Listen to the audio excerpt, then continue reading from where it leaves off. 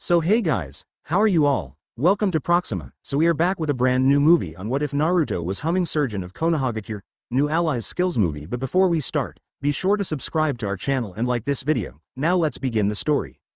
The shout echoed throughout the chasm and was accompanied a cloud of smoke erupting from under the outstretched hand of the boy who had given it voice. The massive cloud spread to fill the boy's vision, and from within he could see a shadow forming. A startled grunt was heard before four limbs, each as large and thick as the trunk of a tree and covered in a skin seen most commonly on that of amphibian animals, shot out from within the cloud to slam into the spiked walls of the gorge.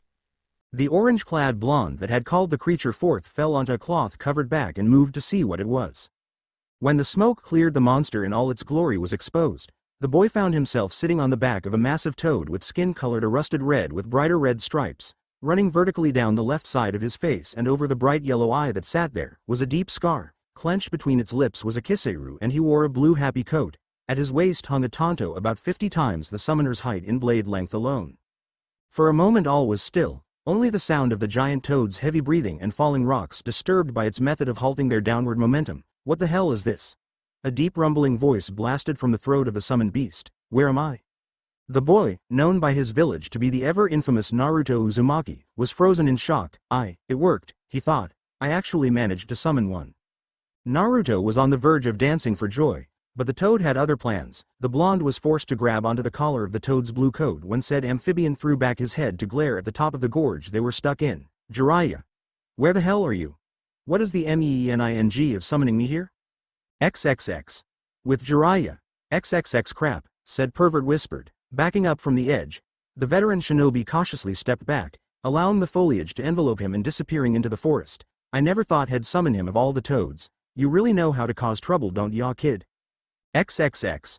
Back at the main plot. XXX. When several moments passed and no answer was provided, the toad threw his head and shoulders forward, forcing the blonde riding atop that area to be sent rolling violently and coming to a halt just barely on the tip of the beast's nose. Golden, angry eyes focused on the orange-clad genin. Hey Gaki. Naruto jerked to attention for a moment, startled that he was being called out. Where's Jiraiya? Why has he summoned me? Who's Jiraiya? This was apparently the wrong thing to say, as it served to only agitate the amphibian further. Do not play dumb with me, Gaki. I am not in a good mood, and it's only going to get worse unless you tell me where I can find that infernal brat that so stupidly refers to himself as the Toad Sage. Naruto scratched his head. Well, I don't know his name, but I think you're talking about the pervy sage. The toad's eyes narrowed at the blonde's words. Oh really? Well, I have a few things to discuss with that pervert. He's got a lot of gall to summon me to such a place. Naruto frowned. Actually, I am the one that summoned you, he said, cutting off the giant amphibian before he could go on a rant. The red-skinned beast stared at the orange-clad blonde for several moments. Then his eyes closed and he began to shake. Thinking something was wrong, Naruto was about to speak, only for the toad to burst into roaring laughter. Ha ha ha ha ha ha ha ha. Gee, good one, Gaki. Ha ha ha ha. He said, I haven't laughed that hard in years. There's no way a scrawny little runt like you could possibly summon the chief of the toads. Heck, someone your size would probably die from chakra exhaustion just trying to summon one of our toad warriors. Naruto scowled and was about to give a rather rude comment on his part, but a little voice in his head interrupted him. Say what you're thinking and it'll make your life hell. Kyuubi? The blonde asked. If they were facing each other, the boy would have sworn he'd see the fox give him a deadpan expression. No, it's the other voice in your head. Of course it's me, you moron. What do you want? You're not even gonna ask how I pulled this off? That sounded almost like a pout.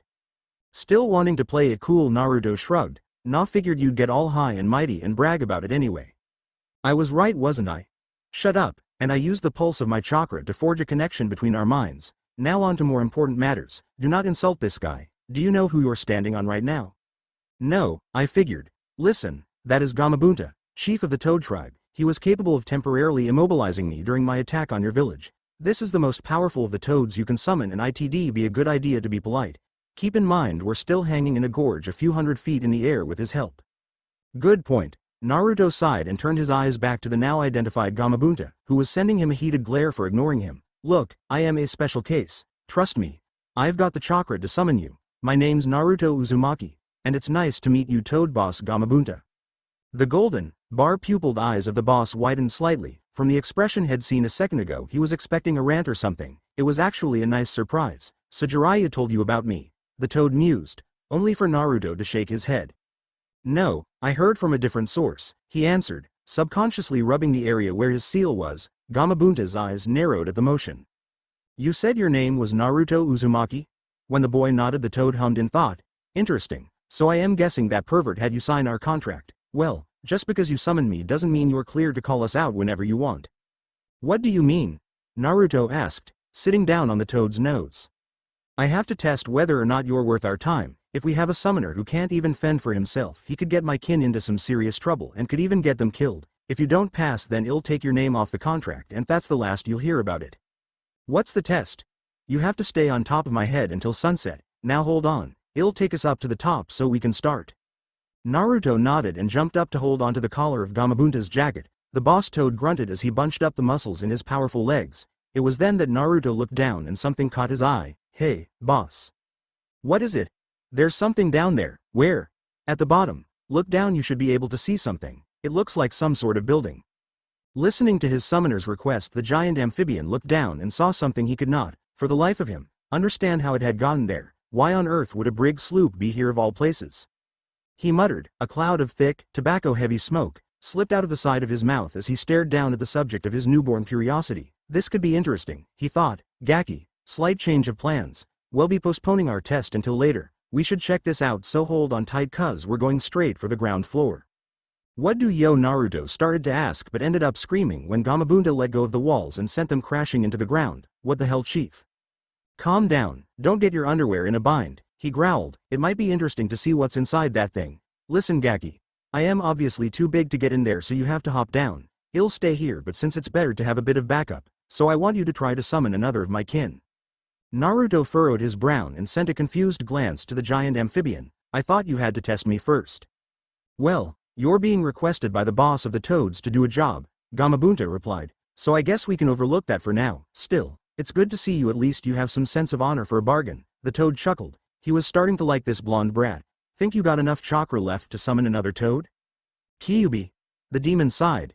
I'll give you a little more, he grumbled. Just be sure to give that stupid sage a kick to the nuts after we're done.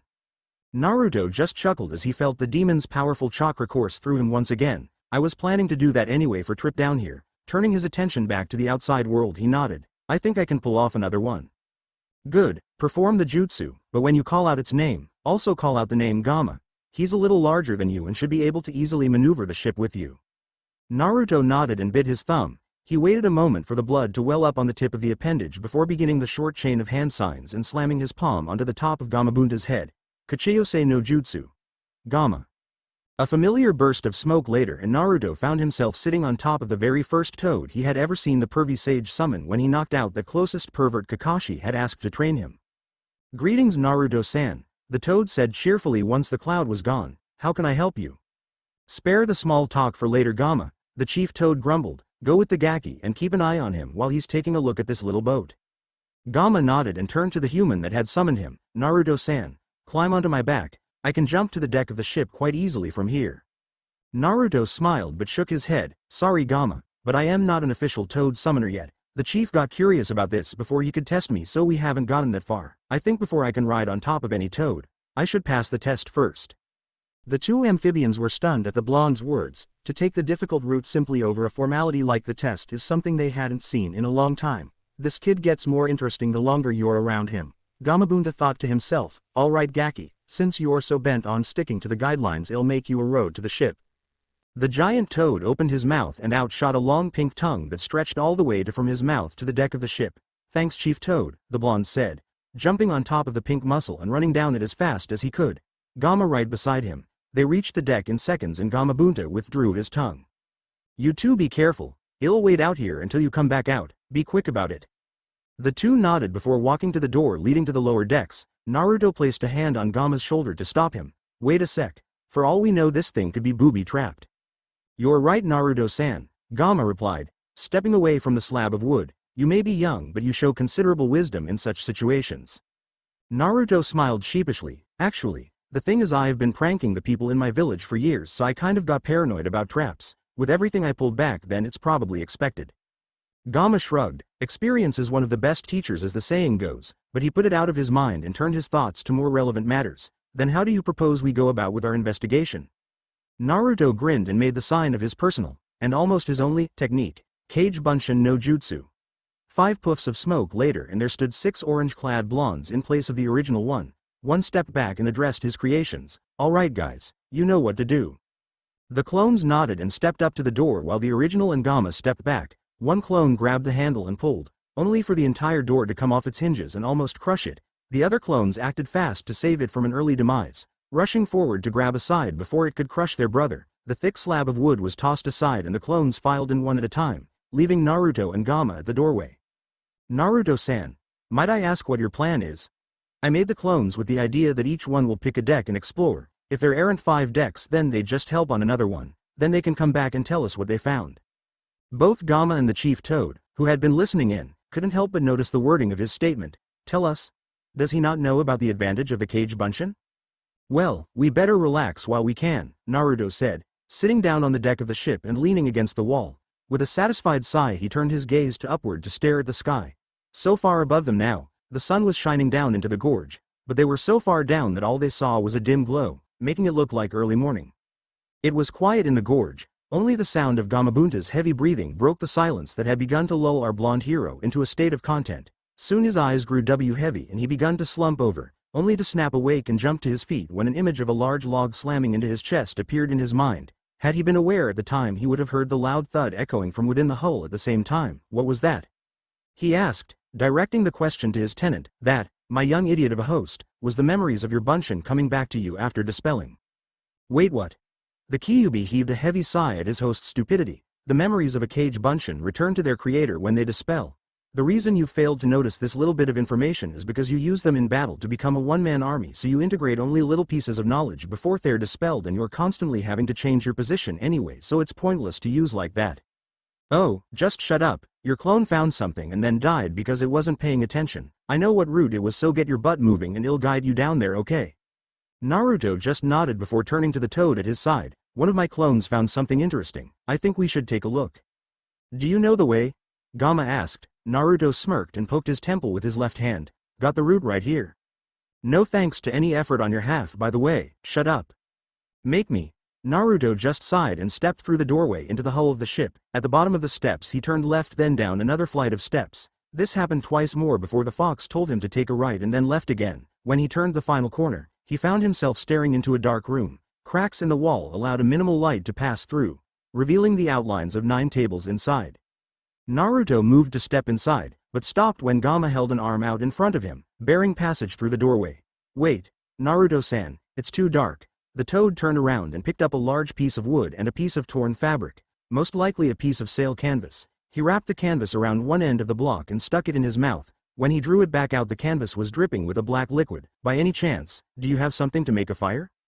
he asked his companion, who simply nodded and pulled out a small sealing scroll, from which he took some flint and steel. "Good, light this please." In moments, Gamma was holding a flaming torch that cast a harsh orange light and illuminated the room. Now able to see clearly, the duo stepped forward. They discovered the 9 tables they had seen earlier were set like a clock face around a long, flat-topped chest bound by a heavy iron lock and reinforced with bands of iron wrapped around its wooden sides. Resting atop the lid of this chest was a large tome bound in rich, dark leather and marked with the symbol of a cheerfully grinning skull wearing a straw hat with a pair of bones making an X just beneath the chin. Naruto glanced at his companion and pointed at the book. The amphibian nodded and they both cautiously stepped closer. The blonde's fingertips brushed against the worn leather of the cover. He could practically feel the care of the person who had owned it. Even after so long and under a thick coating of dust, the boy could tell the binding was in good condition, well-oiled and flexible. Finished admiring, he opened the book to find a mostly blank page, save for some writing in the very middle. "Property of Nami, cat burglar, and navigator of the Straw Hat Pirates." The blonde-haired genin gasped. "Pirates, so far inland and he had found a ship that belonged to pirates. How cool was that?" He excitedly turned the next page and began to read, aloud of course for the benefit of Gamma.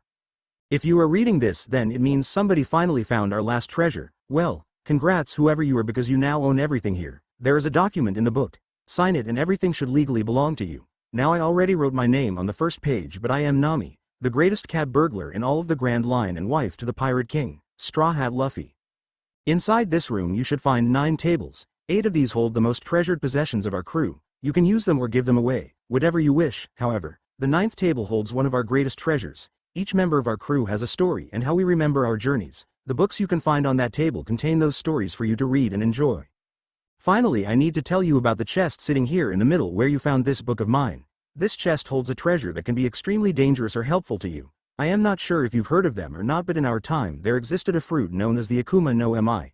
These fruits were said to have been blessed or cursed with the power of the sea devil himself, and any who ate them were granted incredible powers, but they came at a price.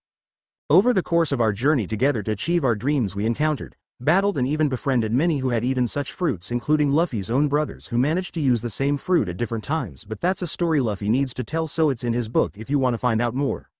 So anyway, over time mortality caught up to us and we wanted to make sure the fruits of people we knew and those of our crew that ate them did not fall into the wrong hands. We took steps to make sure we got the new fruits when the eaters passed on, and those fruits are what you will find stored here. Not all of them though, that would have taken a completely new vault, but we still managed to get some good ones. Well, they're all yours now, so be sure to use them wisely. Also, if you eat one, don't eat another or you'll die in a very painful way. Well, that's all for this note. The rest of this book is my log of the adventures our crew went on together, so be sure to read that, especially if you need a good laugh, cuz we went absolutely nuts a few times. Take care and use our legacy well, Nami. Naruto paused at the sound of sniffling behind him. He turned to find Gamma wiping a tear from his eye. Forgive me, Naruto-san, the toad said. I was just moved by the woman's written words. To hold so much trust in the future, to leave such treasures behind, it is truly inspirational.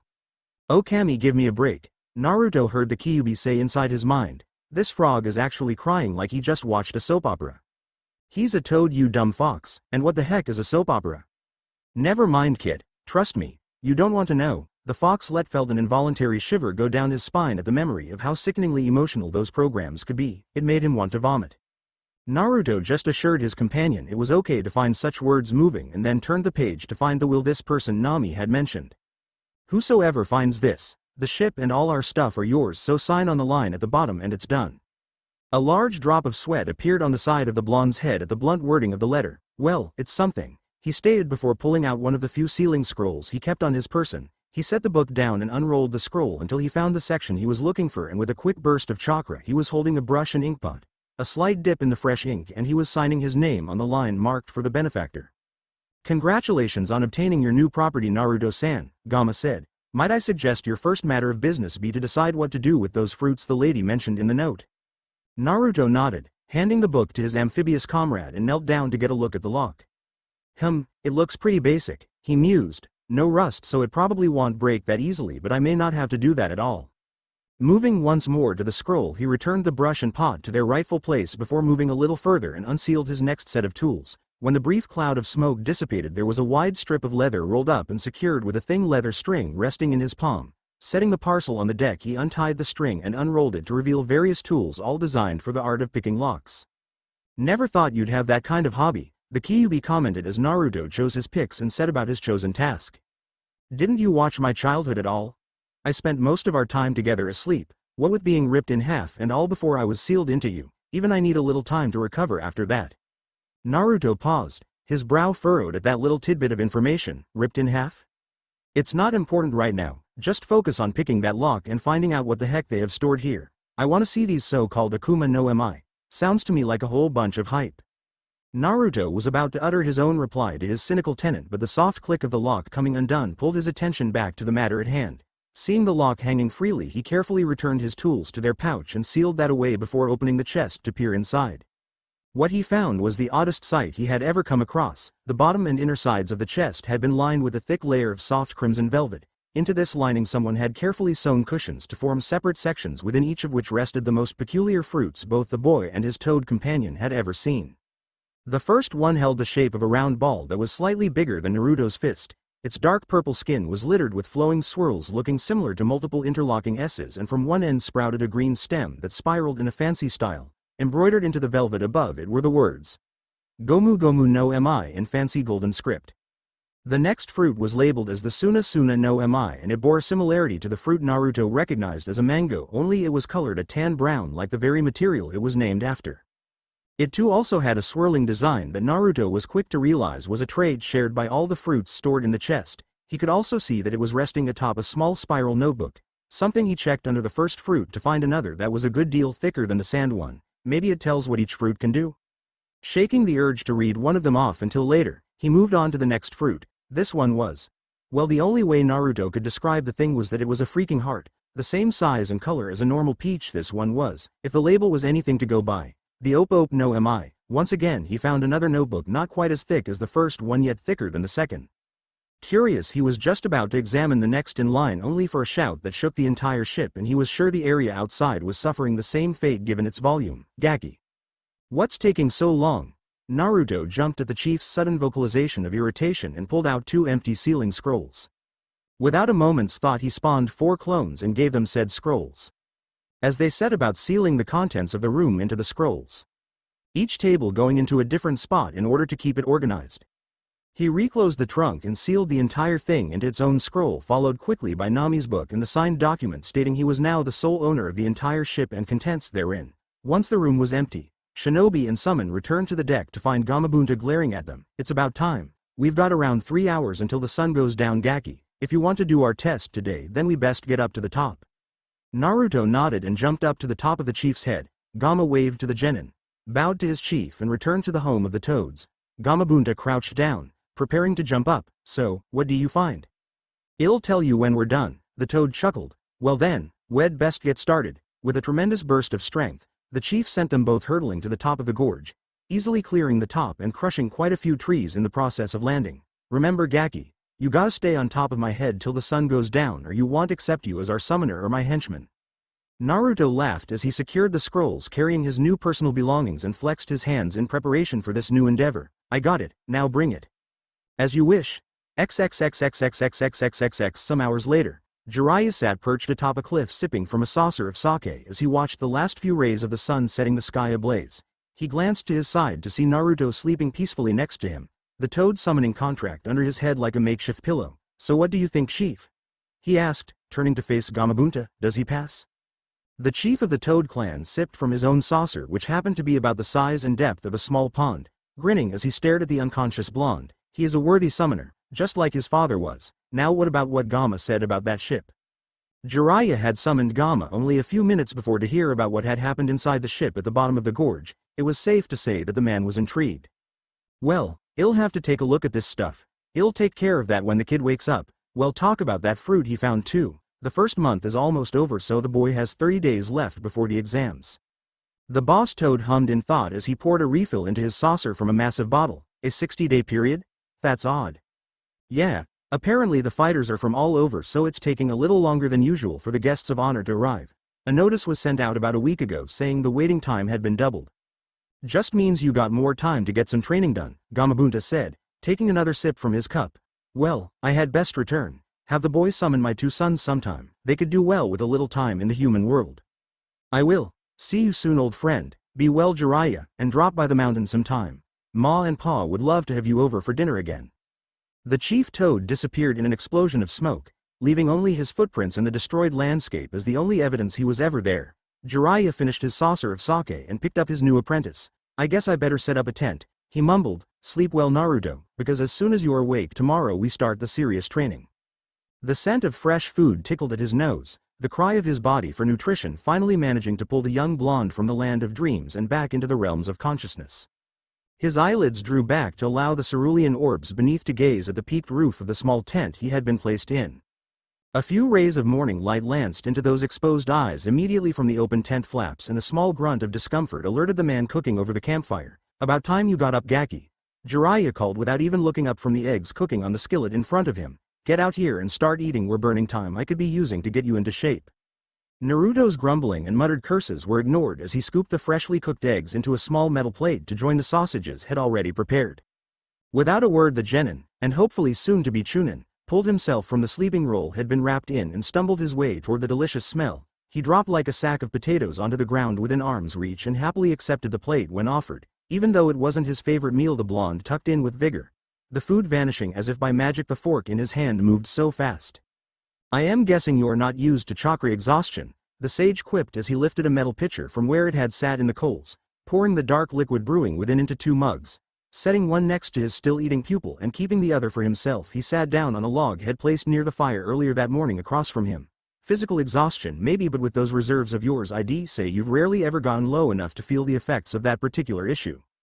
Swallowing his newest mouthful, Naruto paused before he could take in the next to shake his head. Not really. I've trained till I drop, but every morning I am fresh and ready to go again. but today I am still a little off. After using up all the chakra you could on those clones and then summoning Gamabunta of all the toads, I'd be downright jealous if you didn't at least feel a little tired the next morning. The man guffawed at the thought. That's not even including going through the Toad Clan's initiation to be accepted as a summoner. It took me a couple tries to stay on the boss back for the allotted time. Chuckling at the memories of that little debacle, he sipped at his drink, enjoying the slight bitter bite as it washed over his taste buds. When he looked back to his student, it was to find him looking at his own cup's contents with a furrowed brow. Guessing at his issue, he explained, "It's coffee. Figured you could use a little pick-me-up after yesterday. It's a little bitter but not bad, just be careful to sip it. I've had it brewing in the fire, so it's bound to be a bit hot still." Naruto nodded and took his first sip, grimacing slightly at the taste, which set the watching sage to chuckling. They shared a moment of quiet between them as the teen finished off his meal, the fire crackling merrily between them. Eventually the plate was emptied a third time and set aside while the two sipped at their coffee. That was when Jiraiya moved on to the important topic. "Gamabunta and I talked with Gamma after you passed out last night," he began, secretly happy to see the serious expression the genin adopted the moment he finished speaking. "He told us about what you two found down there, and I've gone through your sealing scroll, skimmed a couple of the journals. Some pretty heavy stuff in there, but what stood out to me a lot was what they had to say about those fruit." Setting the now empty mug to the side, he leaned forward and stared directly into Naruto's eyes, all signs of the jovial pervert falling away to show the highly experienced shinobi he kept hidden just beneath the surface. "I want you to understand right now that unless you trust them completely, you are under no circumstances to tell anyone about those things. Am I understood?" "Why can't I tell anyone about them?" "Sure, they're handy, but what is so bad about other people knowing?" Jiraiya sighed, "Because each and every one of them have the potential of tipping the scales of a battle. Even that rubber one, if anything they wrote down about their adventure is true, that thing could create a one-man army killer. That sand fruit can wipe out an entire ecosystem if mastered, and one of them seems like it could let whoever ate it cut through anything like a hot knife through butter. They're not just fruit, Naruto, they're weapons, and if any of the cage found out they existed, they'd be coveted on par with a Jinchuriki, to the point I'd bet money they'd stoop to slitting your throat without hesitation to get just one of them, let alone the whole set." Naruto swallowed, his mouth suddenly dry at the intense atmosphere between the two. Finally, he managed to speak. "All right.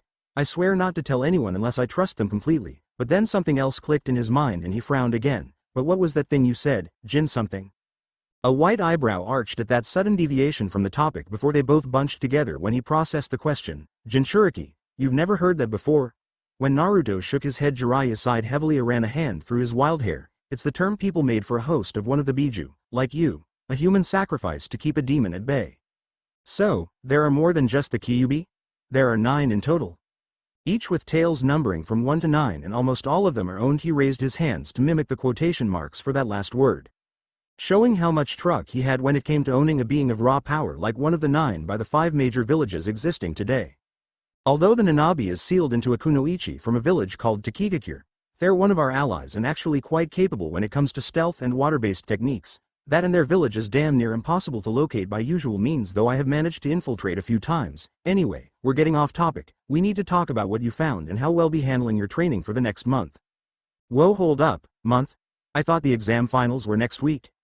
One of the Hokage's messengers stopped by a week ago while you were summoning tadpoles. There's been a month extension since a few of the big names planning to attend wouldn't have been able to make it by the original show date. It was here that a broad grin began to spread across the sage's features. That means we have 30 more days to get your rough edges polished off. But first, are you planning on eating one of those fruits? Naruto frowned, scratching at his cheek as he thought about it.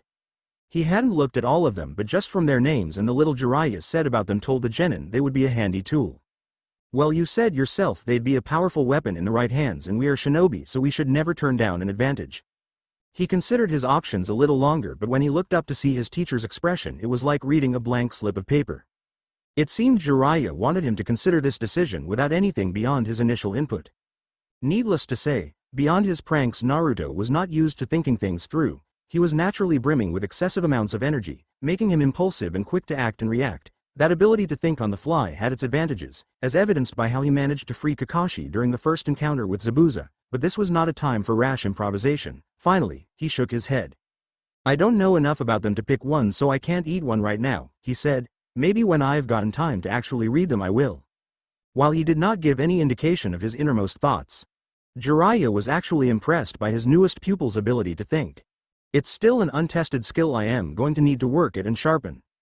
He mused to himself as he thought over the answer had been given, but it's a start in the right direction. Out loud his reply was a nod. I am glad you actually thought that through instead of just diving in head first like a typical civilian child, but I think you overlooked a minor detail. I told you I'd been going over the books you got, including the books describing those fruit, which means I might have an idea on what would be a good fit for you. When Naruto cursed himself for not thinking of that, Jiraiya couldn't hold back his amused snort. It was like looking in a mirror and seeing a blonde version of his younger self. Take it as a chance to learn from experience and let's move on. Yes, I do have an idea for what would be a good one to use. It's that heart-shaped one, the Op no Mi. Reaching into his robe he drew out a leather-bound book with an image of the fruit in question embroidered into its front. This is the book written by the guy who used it last. He's pretty thorough, listing both advantages and disadvantages of using it. I'll leave this for you to get the full picture, but it gives you almost complete control of an area with you at the center. You can cut, rearrange and manipulate close to everything in that area to some degree. That alone is a powerful tool for someone in our profession. He paused to set the book down, pulling out a new one marked with a laughing skull over a musical note, crossed violin bows under it in a unique version of a typical Jolly Roger. If you combine its powers with the kenjutsu style used by the man who wrote this book, it'll be beyond deadly. He handed both books over to the blonde before reaching back behind the log to lift a long purple cane from where it had been placed on the ground. This is the weapon used by that man. Seeing his audience of one was sporting an incredibly underwhelmed expression, he smirked and placed a hand on the crook of the item in question. Don't be so quick to judge on appearance, Gaki. With a slight pull the handle began to slide up. A gleaming double-edged blade rising from the hollowed sheath. It can get you killed real quick if you do. This is what is called a shikomizu. It's a decent blade, flexible but strong enough to take a beating, and its edge is incredibly sharp. It's a bit longer than any I've encountered before, but not so long it's going to be unmanageable either. At least when you hit that growth spurt you've been talking about. He ignored the death glare that last comment earned with an ease granted by years of long practice in such endeavors. His piece said. He returned the blade to its sheath and leaned it against the log he was sitting on before rising to his feet, stretching his arms out and leaning backwards until a few pops were heard running up his back. Don't decide too quickly. I am going to be working on your new property for a bit, so read a bit from both books and get an idea for what they're talking about. There's coffee left in the can if you feel like having some more. Come find me when you've made a decision. Naruto nodded woodenly, looking over the first book's cover before seeming to realize something. Wait, new property? Yeah, you signed that paper saying you owned that ship down in the gorge, right? He got a nod to confirm that was, indeed, the case. Well, I may be good, but I can't move an entire ship, especially one that size. To the top of a cliff, so I figure we can make it a new personal training ground just for you. He frowned in sudden thought. Though you may need a house up here nearby so you don't have to trudge all the way back to the village right after you're done using the training area. I'll think on that one later. For now, I am going to give the place a look over now that I've got some daylight to work with. You should take the time to study and make a choice like I've already said. Enjoy. With his piece spoken, he spun on Geta-clad feet and walked toward what Naruto assumed would be the direction of the gorge he had only the day before been knocked into. Just before he could disappear into the foliage surrounding them, he stopped. Oh yeah, one last thing. That messenger also mentioned that Sarutobi-sensei is starting up a new tradition for the finals. A breakfast meal the morning of the finals, all finalists. Their teams and the visiting cage are invited, so I am going to be covering a few things about proper etiquette when rubbing elbows with the top brass, so look forward to that. The irony of a man who outright claims to be a super pervert discussing a topic like dining etiquette was not lost on said pervert, but he had been trained to adapt to various situations as a mission requires by the Sandame, a man touted as the professor in Kami no Shinobi. Jiraiya had learned to seamlessly integrate himself into almost any environment, be it the seediest bar in a red light district of a port city or a daimyo's dinner table. It was a needless point to mention Naruto's lack of enthusiasm for such practices, and thus not one he chose to devote any sort of mental attention toward at that moment in time. Shaking his head, he put such thoughts to the back of his mind for now and looked at the book in his hand, running his thumb over the embroidery as he considered his options. It wouldn't hurt to at least read over the material. The Kyuubi chose that moment to voice his opinion on the matter. After all, what harm could come from reading a book? Chuckling at the comment from his roommate, Naruto opened the book, immediately stopping to study the drawing that adorned the first page. It was a sketch of a man sitting on a box of some kind, elbows resting on his knees as he seemed to stare straight at whoever looked upon him. Resting against his left shoulder was a sword that must be easily been as tall as its darkly dressed owner, marked by a line of white crosses up the visible side disappearing beneath a wrap near the top where an oval tsuba rested, its fur-lined edge adding a rather eye-catching aesthetic quality to the already unique weapon. The illustrated mon's lips were quirked into a confident smirk, the artist's skill easily managing to show the self-assured air the subject matter seemed to radiate. Trafalgar D. Waterlaw. He read the name written beneath the picture aloud, studying the person who he could only deduce was the subject of the book itself. Guy sure makes an impression. The tattoos are a nice touch. Planning to get some of your own? The boy laughed at the cubist's inquiry. If you decide to go the open jacket route like the human in the picture, a heart like his would be a truly eye-catching piece. Yeah, it would be that. He spoke his answer before frowning. Hey, can I think stuff to you? If I keep talking to you out loud, it's going to make people think I am nuts or worse. Indeed, the fox responded after a moment's reflection. Having the weak-minded fools you call civilians catching onto our communication would be, to borrow a term from your lazy colleague, troublesome. Humans always do react foolishly when they are fearful, which they would become. Try it. How's this? He heard the fox hum in thought. It seems to work, though you will need to practice until you don't need to concentrate so much in order to do so. A few seconds is an eternity in battle, which would leave you open should we need to communicate urgently. Then I guess it's a good thing we have almost a whole month to practice, but for now, we should focus on the task in hand. Naruto nodded and turned the page. This is the log of the adventures of Trafalgar Law, captain of the Heart Pirates and ally of Straw Hat Luffy. To you who is reading this, I bid a good day and welcome you to sit and read my story. It is, at times, a sad tale of loss of both hope and direction, but also one of adventure and life lessons which I hope to pass on to a future generation. I have also included in the back of this log a guide on learning to use the power of the Opo no Mi, my devil fruit, and a truly handy one given my interest in medicine. If you have begun reading as after eating that fruit, then first off, I shall offer my condolences regarding the taste. It is a rather harrowing experience, but afterward I can say with experience that you won't really have as much of a problem being picky regarding food. If you haven't eaten the fruit yet, brace yourself and try to muscle through. The powers given in exchange, if handled correctly, can offer quite the advantage in combat. But knowledge on my abilities will be explained later, some during my storytelling and the rest covered in the guide. I have included a second book which consists of notes I made throughout my life in regards to using them if you wish to examine my process in developing the techniques. Who knows? Perhaps you'll develop a few of your own along the way. I have one last thing to touch on before I truly begin my story. However, and wish to address it now, unless you currently or intend to possess extensive knowledge of anatomy, then you will never unlock the full potential of the Opo no Mi. In an effort to ensure such is available, I have worked extensively with the brilliant doctor of the Straw Hat crew, one Tony Chopper, in order to transcribe our medical knowledge into a collection of medical journals. Medicine, anatomy, strains of bacteria and other such all have been addressed and should be sealed in special containers in the ship's library. Eat the fruit or not, I do hope my experience provides you with some manner of advice when continuing on whatever your chosen path. I wish you the best of luck. Sincerely, Trafalgar Law. Well, he certainly made sure to give you the capabilities for an informed decision. The Kyuubi voiced his opinion as Naruto lowered the book to his lap, thinking over his words regarding the fruit. What do you think? The chakra beast had caught on fast to what Jiraiya had gently prodded his host into doing with bringing up the fruit in the first place. A two-pronged plan of making sure the boy actually considered his actions while also providing an extra skill to help him survive in this harsh world. All the while making it seem like just simple curiosity regarding his intentions. It was a decent teaching tactic, he would admit. While the fox was grudgingly admitting to a somewhat decent show of skill by the older man, the blonde learning under said man was reading over the brief letter again. It definitely sounds powerful, he thought his reply, but why would knowing anatomy be so important? And this guy used that really tall sword. Why does Ero Sennin want me to use the other one? Staring at the item in question, he sighed. I think we'll have to skip over his story for right now and just read up on the fruit. When the fox voiced his agreement, Naruto began flipping through the pages, stopping now and then when a picture caught his eye. A few minutes of careful perusal eventually ended when a new title page around 2/3 of the way through the book, scrawled across the otherwise blank paper in Law's neat script, was the name of the fruit. Glad to have reached his goal, the reader turned it without hesitation to be greeted by another drawn picture. Two actually. The first illustration was of a hand, Law's judging by the tattoos on his knuckles. Held palm up and fingers splayed out as if he were holding a ball or melon. Hovering above his palm was the outline of a sphere. This is the opening move for many of the techniques an eater of the Opo no Mi will use. Was written just below it. The next image was a full body drawing of Law at a slight distance, now standing within the outline of a clear dome. I called the technique room as it created an area for me to influence, and as I am a doctor it helped me to envision the space as if it were an operating room. Should you wish to give it its own name, that is your prerogative. As long as it helps you to create the effect required to use the power, then it is sufficient. But there is something I must first explain, the powers of the fruit itself. Naruto was quick to turn the page.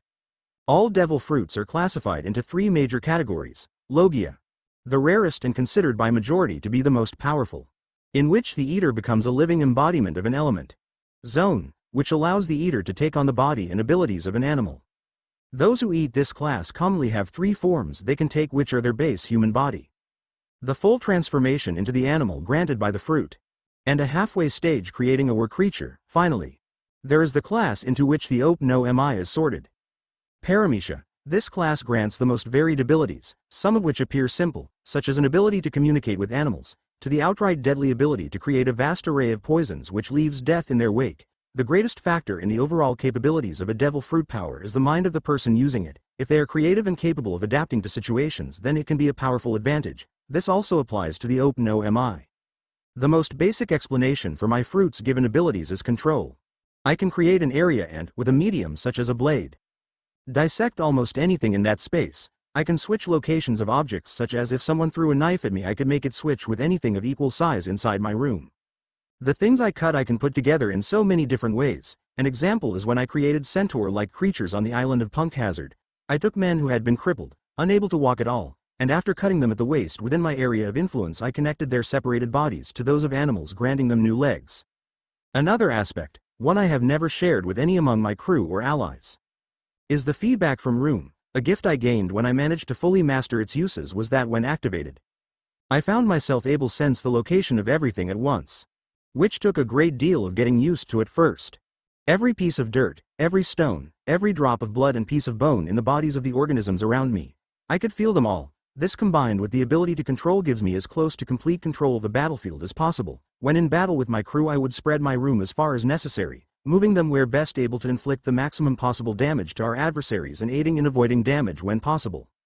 If this is what that perverted buffoon training you read, then I can see why he considered this a good power for you. Why is that? Naruto turned a page, reading about some of the first techniques Law had created. That man with the cursed eye you call Kakashi, he was insistent on teamwork your first day of training. Imagine what your team could do with you using this power, or just you and your clones. This talked skill he is describing here on this page. Imagine cutting chunks of the ground into platforms and floating them around.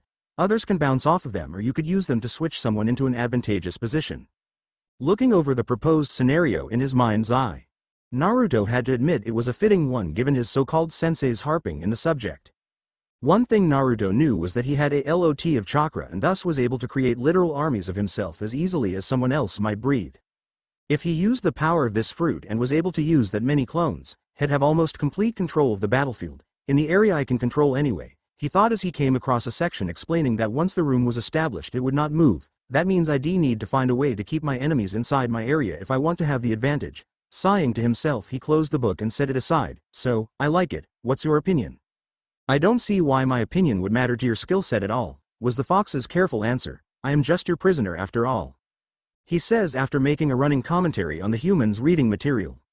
Naruto's patented sarcastic reply was immediate and instinctual. It even managed to earn a huff in reluctant amusement from the beast before he continued with his real thought. But in all honesty, we're stuck together. Seeing as letting you out will kill me, I am not in a hurry to take that seal off, and you probably don't want to die, so you've got at least some interest in my survival. Thus, I repeat, we're stuck in this situation, so I figure we make the most of it, partner. A deep sigh drifted in the back of the teenager's mind. It seemed to just emanate frustration, but there was a hint of amused resignation to it, if only just barely perceivable to the unpracticed observer his host happened to be. If we're going to do this, you need to start eating something more substantial than just ramen every day. Blue eyes blinked. That was an odd turn of conversation. What for? You've seen how quickly you can heal, right? That's your own genetics combined with my chakra. It heightens your metabolism and regenerative ability. The problem is that your body needs fuel, and those noodles do provide some energy to burn, but the lack of protein and other important materials is leaving you stunted growth-wise. I will not tolerate living inside a midget. My host needs to be intimidating on the field of battle, standing above his adversaries and leaving them trembling just at the sight of his shadow. Naruto's expression appeared to be trying to fall into an even more severe deadpan than it was currently sporting. Dramatic much?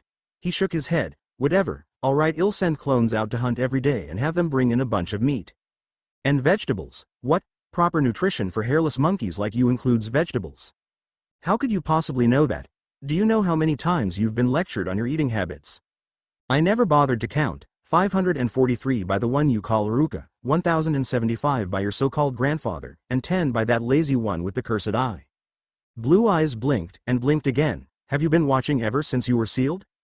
I have complete access to your memories from in here, was the annoyed reply. I can view them any time I wish, though any attempts upon manipulation are prevented by the seal. This, combined with the fact I've spent the last decade and change within the equivalent of a sewer, meant that your memories were the only source of breaks in the monotony that is my imprisonment. Thus, I have managed to obtain a thorough amount of knowledge on proper nutrition thanks to repeated lessons that you neglected giving your full attention.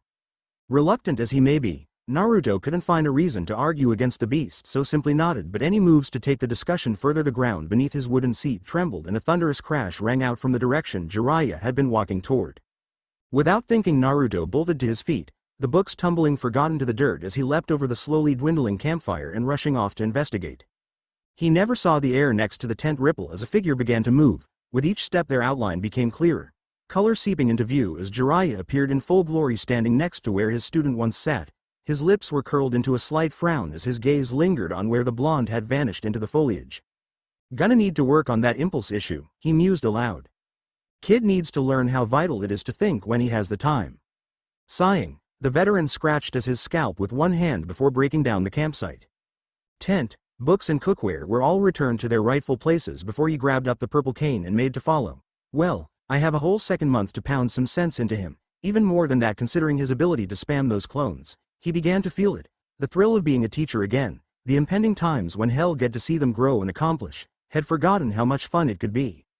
As the teacher was musing about the past and future during a nice stroll, the student burst through the bushes to find Jiraiya standing at the lip of the gorge. Had thrown the blonde over only a day prior, only now there was a new feature. A stream was pouring out just to the mont's right and disappearing over the cliff edge. Hearing the running feet behind him, the white-haired man glanced back and smiled when he saw Naruto. Yogaki, he gave a little wave. Come check this out, I got the groundwork set up. Now aware his teacher was actually alright, the blonde looked around and noticed something else. The ground around them had been smoothed out, the grass removed to create a bare area in the shape of a rectangle which was marked by a stone pillar, each the height of the genin's waist, at each of the four corners. I figure putting a house up here will help you out, he explained. You'll have a place to rest up after a day of training down in the gorge, and we can move those tangerine trees Gamma told me about up here, though we'll need to clear up a bit more land for growing them, especially if you plan to make it an orchard. We can set up some irrigation work too, but that's not really high up there on my priorities right now. Naruto cocked his head to the side. Then what is? Well, first off we need to hear your answer on that fruit I recommended, and for another thing. The man trailed off smirking like a cat who just caught the canary before he exploded in a puff of smoke. Naruto didn't even have time to react before a knife hand was dropped down onto the crown of his head with a light smack. I am also going to be building some spatial awareness so stuff like this won't happen in the field. Stepping around the now grumbling blonde as he rubbed his head, the man took the place of his clone and began looking over the edge.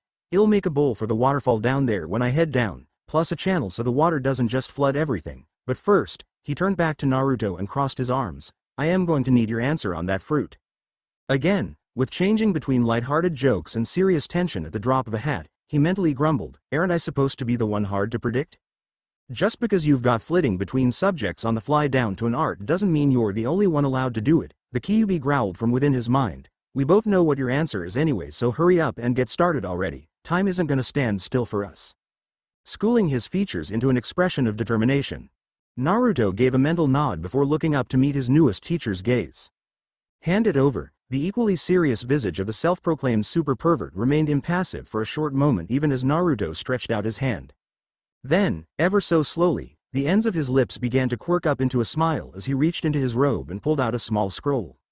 A flick of the wrist unfurled it and he bit his thumb hard enough to draw blood, pressing the now bleeding digit to a seal on the paper, which resulted in a small cloud of smoke exploding out from the contact point. When it cleared, in the palm of that hand now rested the same heart-shaped fruit Naruto had seen in the book. Jiraiya stepped forward, placed the fruit into the outstretched hand and stepped back to roll up the scroll and return it to its former hidden spot. Huh, Naruto bobbed the fruit up and down slightly, for something as powerful as that law guy described this thing being. It's surprisingly light. Letting his breath out in an attempt to calm his nerves, he brought it to his mouth and sank his teeth into it. The flesh gave easily, juice spilling out around the bite and hitting his taste buds. He immediately had to force himself not to choke as the most disgusting taste he had ever encountered assaulted his mind. One thing Naruto never told Iruka, Hiruzen, or anyone else for that matter, was that he had resorted several times to digging through garbage to find food in between his visits to the Ichiraku ramen stand. Eating some of the things he had found had been a true battle between his gag reflex and willpower. This fruit, it put all of the garbage combined to shame. Ignoring the tears streaming from his eyes, sweat pouring down his face from the strain of forcing himself not to spit up the horrible fruit with everything he could muster. He swallowed that first bite and immediately took a second, then a third, then a fourth, and onward until all that was left was the swirled stem, which he let fall to the ground, following it by collapsing to his knees and groaning. That was truly disgusting. "Aw, suck it up, you big baby." The jovial shout was followed by a thump of a hand on his back. That hand latched onto the collar of his orange jacket and hauled the shaking blonde to his feet. There was a pause as the boy was allowed to find his footing before something was shoved into his hands. "Put one of those around each ankle, wrist, and bicep," Jiraiya instructed. Upon further inspection, Naruto found he was holding a collection of bracelets. Each were crafted from 4 pearls, each white as bone, connected by lengths of string. The weirdest part was that he found each of the pearls were marked with the same marking, the hiragana character for guts. His obviously curious look only received a repeat of the instructions as a reply, so he slipped his jacket off, leaving him clad in a black shirt and bright orange pants, and placed a band around each area specified. Once had done so, Jiraiya nodded and then clapped his hands together. "Fuin." The moment that single word left his mouth, the beads suddenly felt like they'd become a full ton heavier and brought the unprepared teen to the ground with a startled cry. "What the hell, Ero Sennin? Quit your bitching, Gaki. Now that you've gotten that fruit choked down, I am getting you started on your training. What you just put on is a training seal I designed a long time ago for quick and easy weight control. You remember that Rock Lee kid from the preliminaries?" He paused to let Naruto nod. "I looked at some of the footage from those fights and remember how he got a huge speed boost after dropping those weights. This is similar, but instead of trying to find time to slip off some incredibly cumbersome weights, all you have to do is deactivate the seal and you are running circles around the enemy. I named it Fuinjutsu. Shishi Jufuin, and it'll teach you the release command, but first we need to get down there and start your training." With that, Jiraiya grabbed Naruto around his waist and hoisted him over his shoulder, not even seeming to notice the weight created by his own technique. He then turned to face the gorge and raced forward, leaping at the last possible moment, and the duo sailed off into the abyss. Such was the force of his leap, the momentum carried them across even as they fell, and he was soon bouncing off the side of one of the many large stone spears that had been eroded into the cliffside. He bounced like a flea, breaking his momentum and bringing them ever closer to the bottom, where they landed with a slight thud and small dust cloud. Last stop, ground floor. "Everybody off." With that joyful declaration, Naruto's limp body was unceremoniously dropped to the ground, where he was forced to fight against his own weight just to stand. Jiraiya looked around, eyes narrowed slightly in the dim light as he examined the area. "All right." His palms slammed together in a clap that echoed against the massive walls and off into the distance. "Before we do anything else, you need to get at least a bit assimilated to those weights, so to start I want you to run laps around that ship. No chakra boosts either. I want you using pure physical ability." "Why can't I use chakra?" The blonde grunted, had begun to stretch as much as the bands allowed, doing what he could to loosen up his muscles to prepare for the coming exercise. "And why'd I have only one set on my ankles anyway? You've got 2 on my arms, wouldn't it make sense to do the same?" "Because that style pushes for a concentration on the speed of your sword swings," was the quick reply. "A swing so fast the eye can't track it and the target actually doesn't even realize they've been cut until you've moved on to another target. Of course, the speed you can move at via your legs is important too, otherwise I wouldn't have bothered with your legs at all, honestly, but for now, the main focus is your arm speed and we're burning precious time, so quit flapping those gums and start running." There was a sound of impact as an adult foot slammed into an orange-clad rump, sending its owner stumbling with an indignant squawk. It perfectly delivered the message as said owner began a shambling attempt at a jog. "Keep going until the beads change color, then come and get me." Turning away from the cursing blonde, the veteran began stretch his fingers out, rolling his shoulders and sighing at the satisfying pops he felt. "Now then, let's make a training ground fit for a future cage." Beginning to direct his chakra to begin the renovations had planned, he grinned at the thrill starting to swell in his chest. Had missed being a teacher.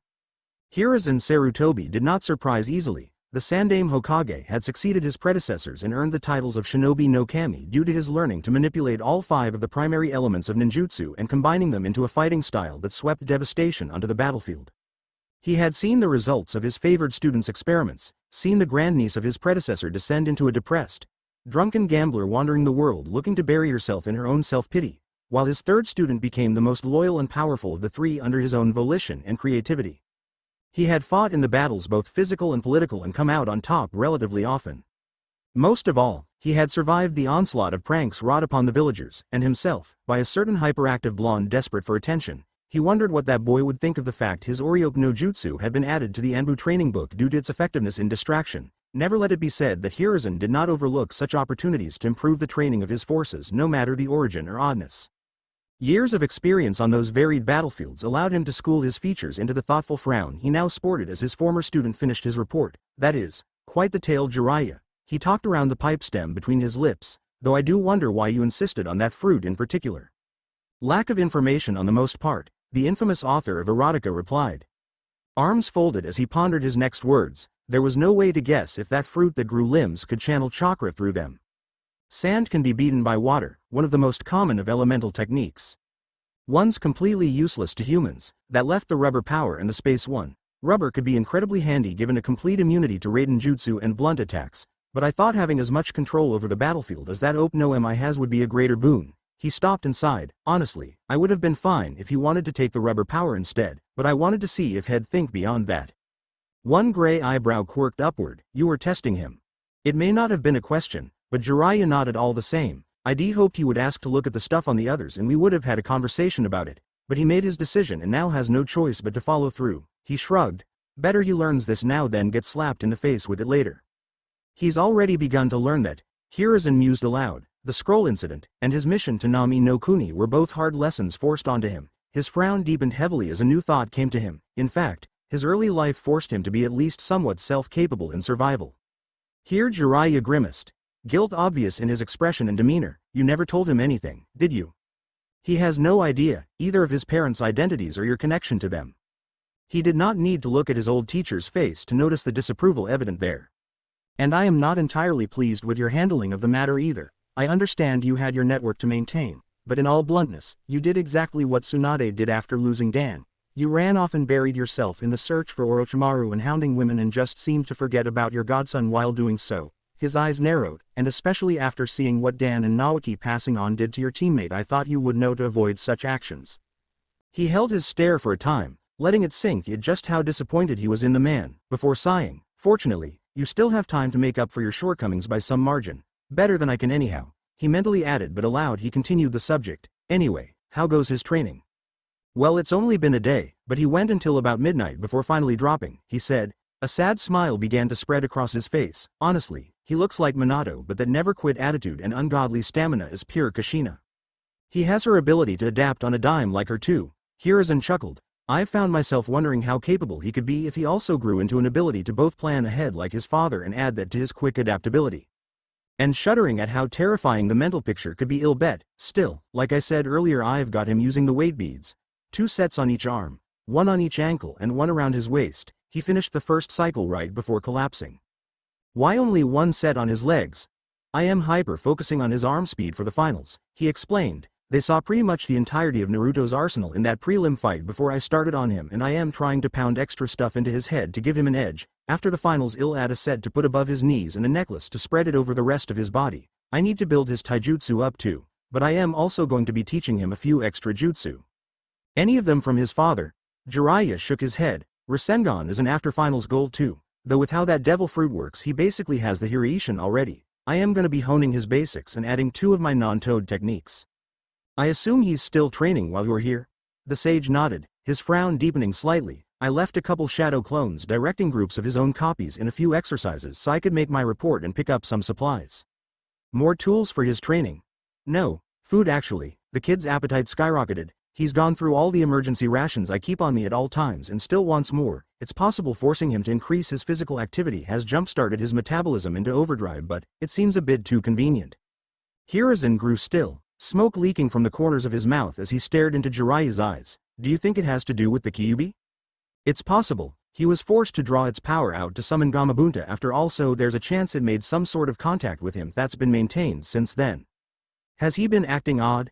Just more serious about his training than ever before, he replied, almost like he's desperate to close a gap or something, or more like he just decided it was time to really knuckle down. But then again, he was damn persistent trying to master summoning, so I won't know for sure until I spend more time with him, learn his tells, mannerisms and get an actual base knowledge of his character before I can say what would classify as odd for him. The elder shinobi hummed in thought, nibbling on his pipe's stem this time.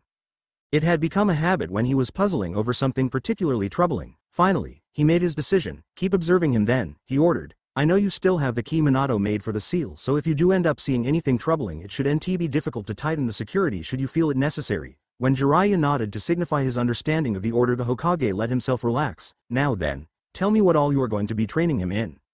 XXXXXXXXXX. Thanks for the meal, guys. Placing the money to pay for the 5 bowls of ramen he had consumed in his normal manner. Naruto waved to Tuchi and Ayame Ichiraku while stepping back out into Konoha's streets. The father of the duo returned the wave, his daughter poring over the recipe book Naruto had brought along, one of the many written by the man named Sanji, the cook of the Straw Hat crew. They had started as if hearing something profound when he mentioned the name but had gotten too swallowed up in exploring the books to talk about it. Putting it out of his mind for now, he looked around. Day had settled into evening some time ago, the full moon slowly rising to shine its pale light onto the village. Even this late the streets were still alive with people, unsurprising for any settlement the size of a city really, as was his norm. The blonde was quick in moving from street level to the rooftops most shinobi preferred. However, he chose to walk instead of run across the shinobi streets as the roof route had come to be called. Hands in the pockets of his new navy trousers, the young man wandered without a destination, allowing his feet to carry him wherever. His thoughts turned to the conversation he and the sage had finished not even 2 hours before. Take a break. Those 3 simple words halted the blonde just as he finished the final squat in his most recent set.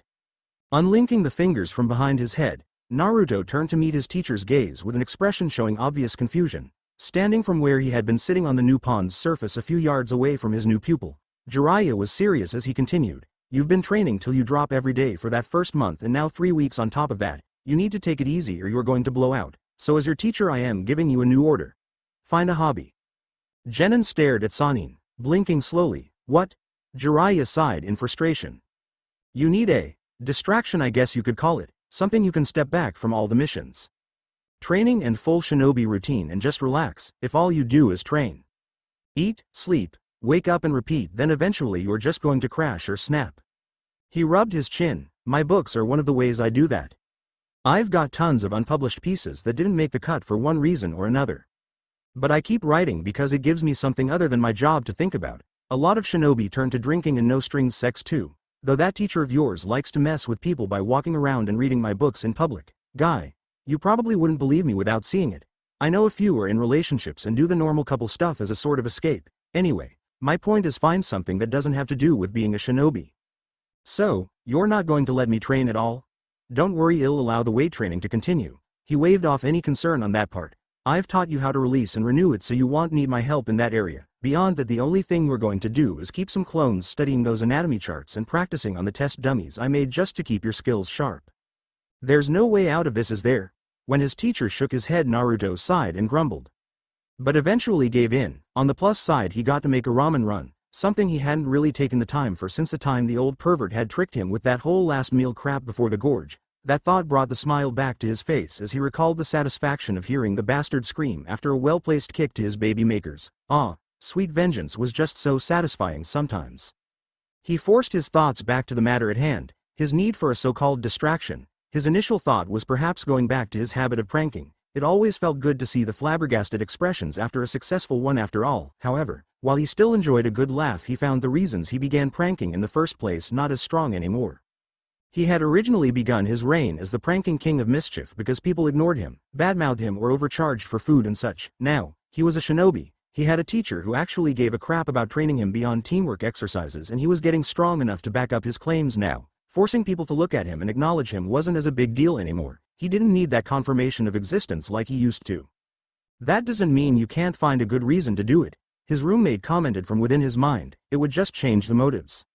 You're right about that, he replied. It was getting easier to think his answers with practice, though holding any form of conversation beyond 2 words during a fight was still a bit beyond him. Plus, there's the satisfaction of a prank working out like I planned it, not to mention I would be using my shinobi skills for something fun beyond a mission. So, there's at least one thing you can do, but, yeah. He paused to hop across the alley between 2 buildings before continuing. A good prank takes a lot of time to plan and set up, not to mention actually coming up with a unique idea can take even more time. I'll need something to do in between them. The fox was about to comment, but a sound reaching Naruto's ears stopped them both. Nobody knows who I really am. A woman's voice carried on the winds, singing in a pitch that immediately caught his attention. I've never felt this empty before, and if I ever need someone to come along, who's gonna comfort me and keep me strong? There were no instruments, but as she continued singing, Naruto felt himself drawn to that voice, without thinking or any direction from their owner. His feet turned toward this new interest. Before he realized it, he was jogging, and then running. He just wanted to hear more, to let the voice finish her song. His trip took a matter of minutes and ended with him perched atop a water tower looking down at a roof complete with a covered sitting area, one of the village's hotels. He noticed, a girl, around his age, was the sole occupant of the rooftop, and was very familiar to him. The singer had dark hair long enough that, had she been standing, it would have reached her ankles with the ends tied in a purple ribbon. She was resting on one of the wooden benches, brushing that long hair as she sang to the night. He also noted that while missing the armored vest she had worn while taking the exam, she was not without a weapon. Her kunai holster remained attached to her right thigh over the mottled gray and black cargo pants she and her teammates seemed to favor. A scarf colored in a similar pattern sat in her lap along with her headband. Eventually, the song came to an end and he watched a moment longer as she returned the headband to its place before speaking. "You're pretty good," she reacted how he expected, bolting to her feet and senbon appearing in her hand for immediate action should the need arise. Her eyes searched for the source, but he was above the light and being in darker clothes helped a little. He couldn't help but chuckle. Even little harmless fun like this was good occasionally. Still, he didn't want to make an enemy where it wasn't necessary, so he called out again, "Up here." Her eyes darted up to his shadowed body and only narrowed when he offered a little wave. Not liking the thought of looking down on anyone, he hopped off, landing on the roof a few yards away from her to allow for some personal space as he stood with hands in his pockets. Kintsuchi had been expecting a relaxing evening. Zaku was moping around his room as per his new usual after the loss of his arms, and Dosu had gone out saying he needed to take care of something. Their village leader, Orochimaru, had been posing as their team's sensei as a cover for extra reconnaissance to fill in any holes time may have created in his knowledge of the village. He had also given them a personal mission, one they had failed and expected punishment, only for him to brush it off saying he had underestimated Sasuke's ability and it was his fault for not training them to match it. He had given them instructions to simply blend in, await further instructions and gather what information they could before disappearing. A shadow clone had returned earlier that afternoon, saying he had managed to arrange for their allies to provide Zaku with a pair of prosthetic arms and the installation would be taking place in the morning. The clone had also explained they would be retrieving the new marching orders for the coming attack and they were all to await a messenger scheduled to appear at sunrise. Dosu had left not long after that and Zaku had gone to bed. Finally, with some time to herself, she had gone to the roof to enjoy the night air, and now found herself talking to someone she never thought would approach her. When he landed, she couldn't reconcile the memory of the loudmouth blonde in eye-wateringly bright orange clothes to the taller one standing before her. The only features she recognized were his wild blonde hair, the marks like whiskers on his cheeks, and those deep blue eyes brimming with life. Had grown in the 2 months since the preliminaries, where he had been shorter than her by a couple of inches. He now stood at just over 5 feet, making her have to tilt her head just slightly upward to meet his eyes. His clothes were mostly dominated by a dark blue color, just above black in shade and blending almost perfectly with the night sky. His orange was still there, however, just now it was a ring of burnt orange around the shirt's collar and extending down its front in a straight line, and, because normal just could not fit with this guy for some reason, there was a purple cane hanging in belt of his pants like one would carry a sword and a straw hat resting atop his wild, sun-kissed hair. "I don't remember your name," he said, doffing the aforementioned straw hat to her and smiling. "But mine's Naruto. How's your head by the way?" "What, your head, Ino? When Shikamaru made you slam it against the wall with his shadow trick?" This was emphasized by him pointing at the back of his own. "You didn't get a concussion or anything, did ya?" "My head is fine," she mumbled just loud enough to hear, "and my name is Kin." Her defeat at the hands of the Nara heir was not something she wanted brought up again, but beyond that, the fact the blonde was even showing concern for her was hard to believe considering he was on a team with that pink-haired weakling and Sasuke. She suppressed the urge to shudder at the thought of the Uchiha, the aura he had given off, the sound of Zaku's screams as his arms were ripped out of their sockets. "That's good." Thankfully he seemed oblivious to her discomfort, which gave her time to school her features into a more open expression. "Anyway, I was just roaming around when I heard you singing so I figured I'd stop and tell you what I thought. Like I said, you're pretty good." "Thank you." She was thankful for the small mercy of there not being any lights beyond the faint glow of the moon and stars above. That way he wouldn't notice the slight coloring to her cheeks from the honest compliment. Such things did not come often for the shinobi of Konohagakure. They stood for a moment, an increasingly awkward silence passing between them before the blonde coughed into one hand. "Well, I didn't really have much more to say, so I guess I'll head off." He was turning to leave when he paused as if struck by a last-second thought. "Oh, and tell that mummy guy the first said good luck in his fight." He had made it to the roof's edge when she called out. "Wait," he paused, turning to face her again. Honestly, I haven't spent much time exploring the village since I got here. Would you mind showing me around?" Naruto cocked his head, scratching at his chin as he considered it. "It's not like I have anything better to do right now."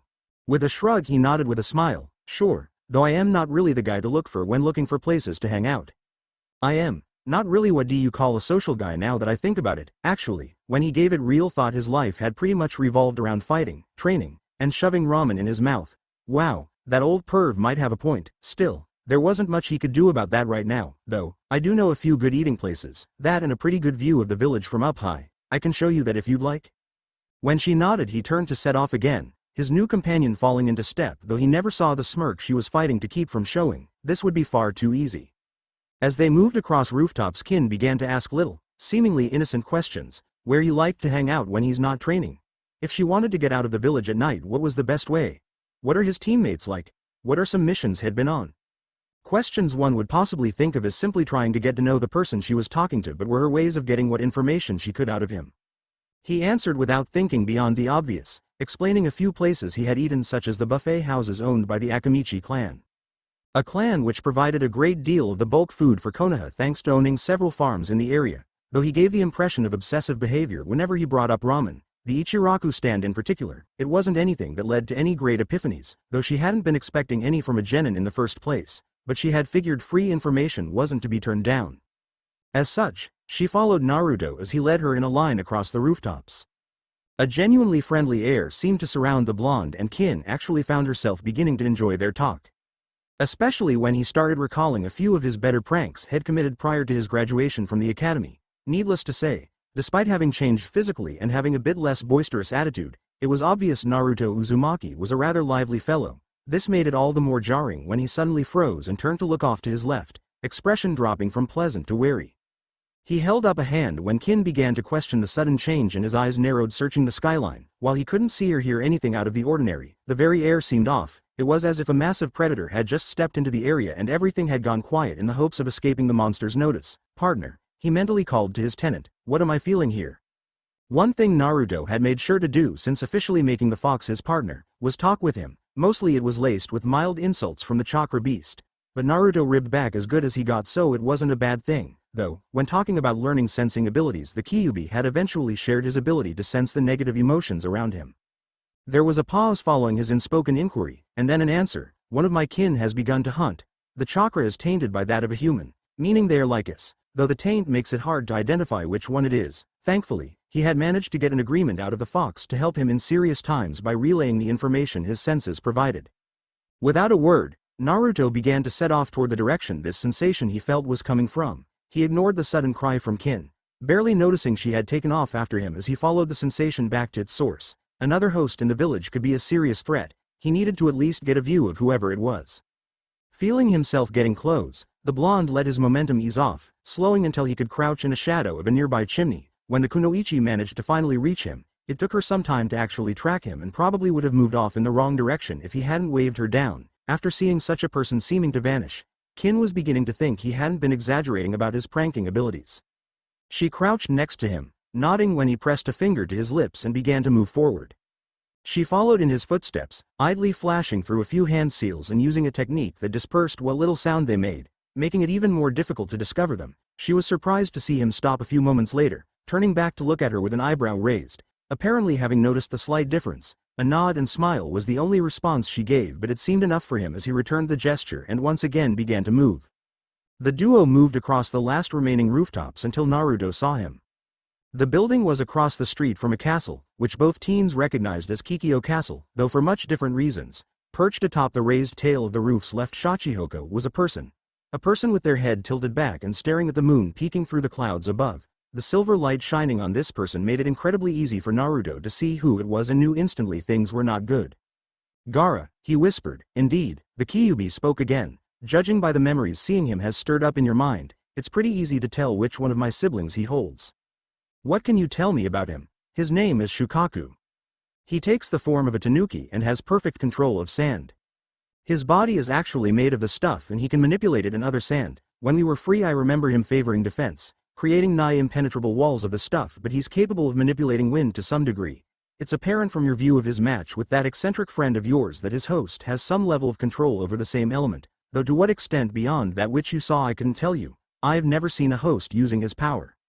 There was movement in the shadows. It drew Naruto's eye and he saw yet another familiar person jumping onto the castle's roof. He heard the sharp gasp from Kin.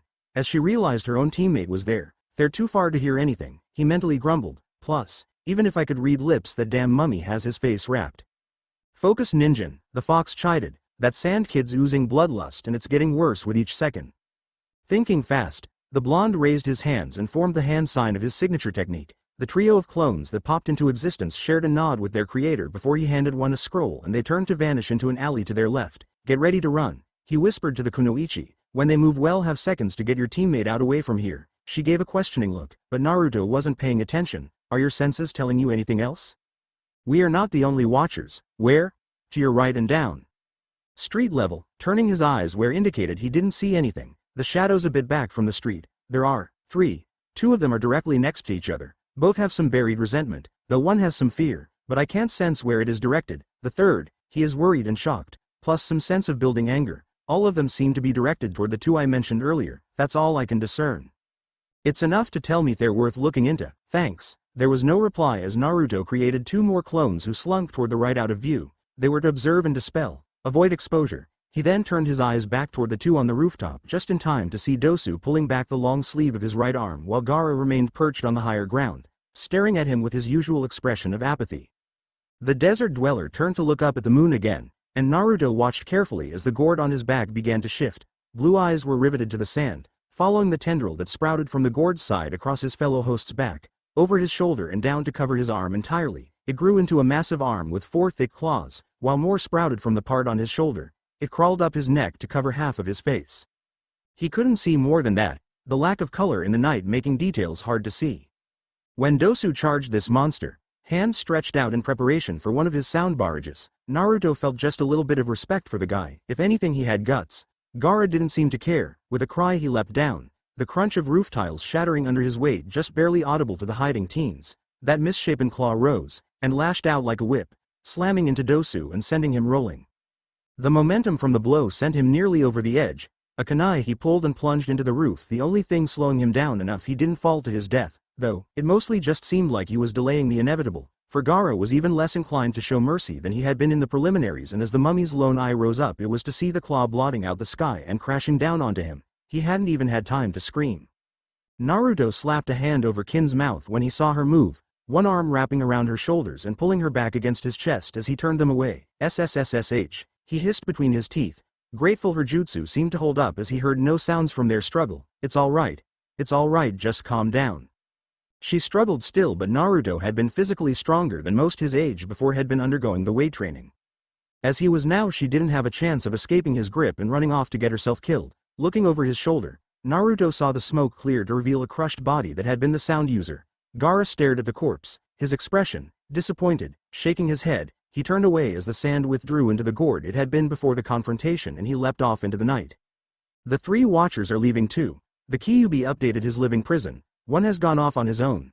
The other is following the third, which is fleeing at high speeds. Now, having been told they were in the clear, Naruto let Kin slip out of his grip only for his hand to snap up and grab the wrist of her own hand, which would have clapped against his face after she spun around. Before she could yell or scream at him for just letting that crazy psychopath kill her teammate and force her to let it happen, a new person landed on the rooftop. She immediately recognized one of the doppelgangers he had sent to the left, with the unconscious body of Dosu Kinuda. Stunned, she could only stare, blinking. She turned to see the body still laid out on the roof. She looked to Naruto, who smirked and pointed back to the roof, where she was just in time to see the body erupt into smoke, leaving dripping liquid where it had been lying. A blood bag, he told her. I've been taking lessons in medical techniques and I had a bag of my blood drawn to keep in a seal. He paused to accept back the scroll he had given the clone before it ran off, and my clone broke it so Gaara would think he had actually killed him. He's going to need a doc though, boss, the clone said. That punch he took must be broken a few things.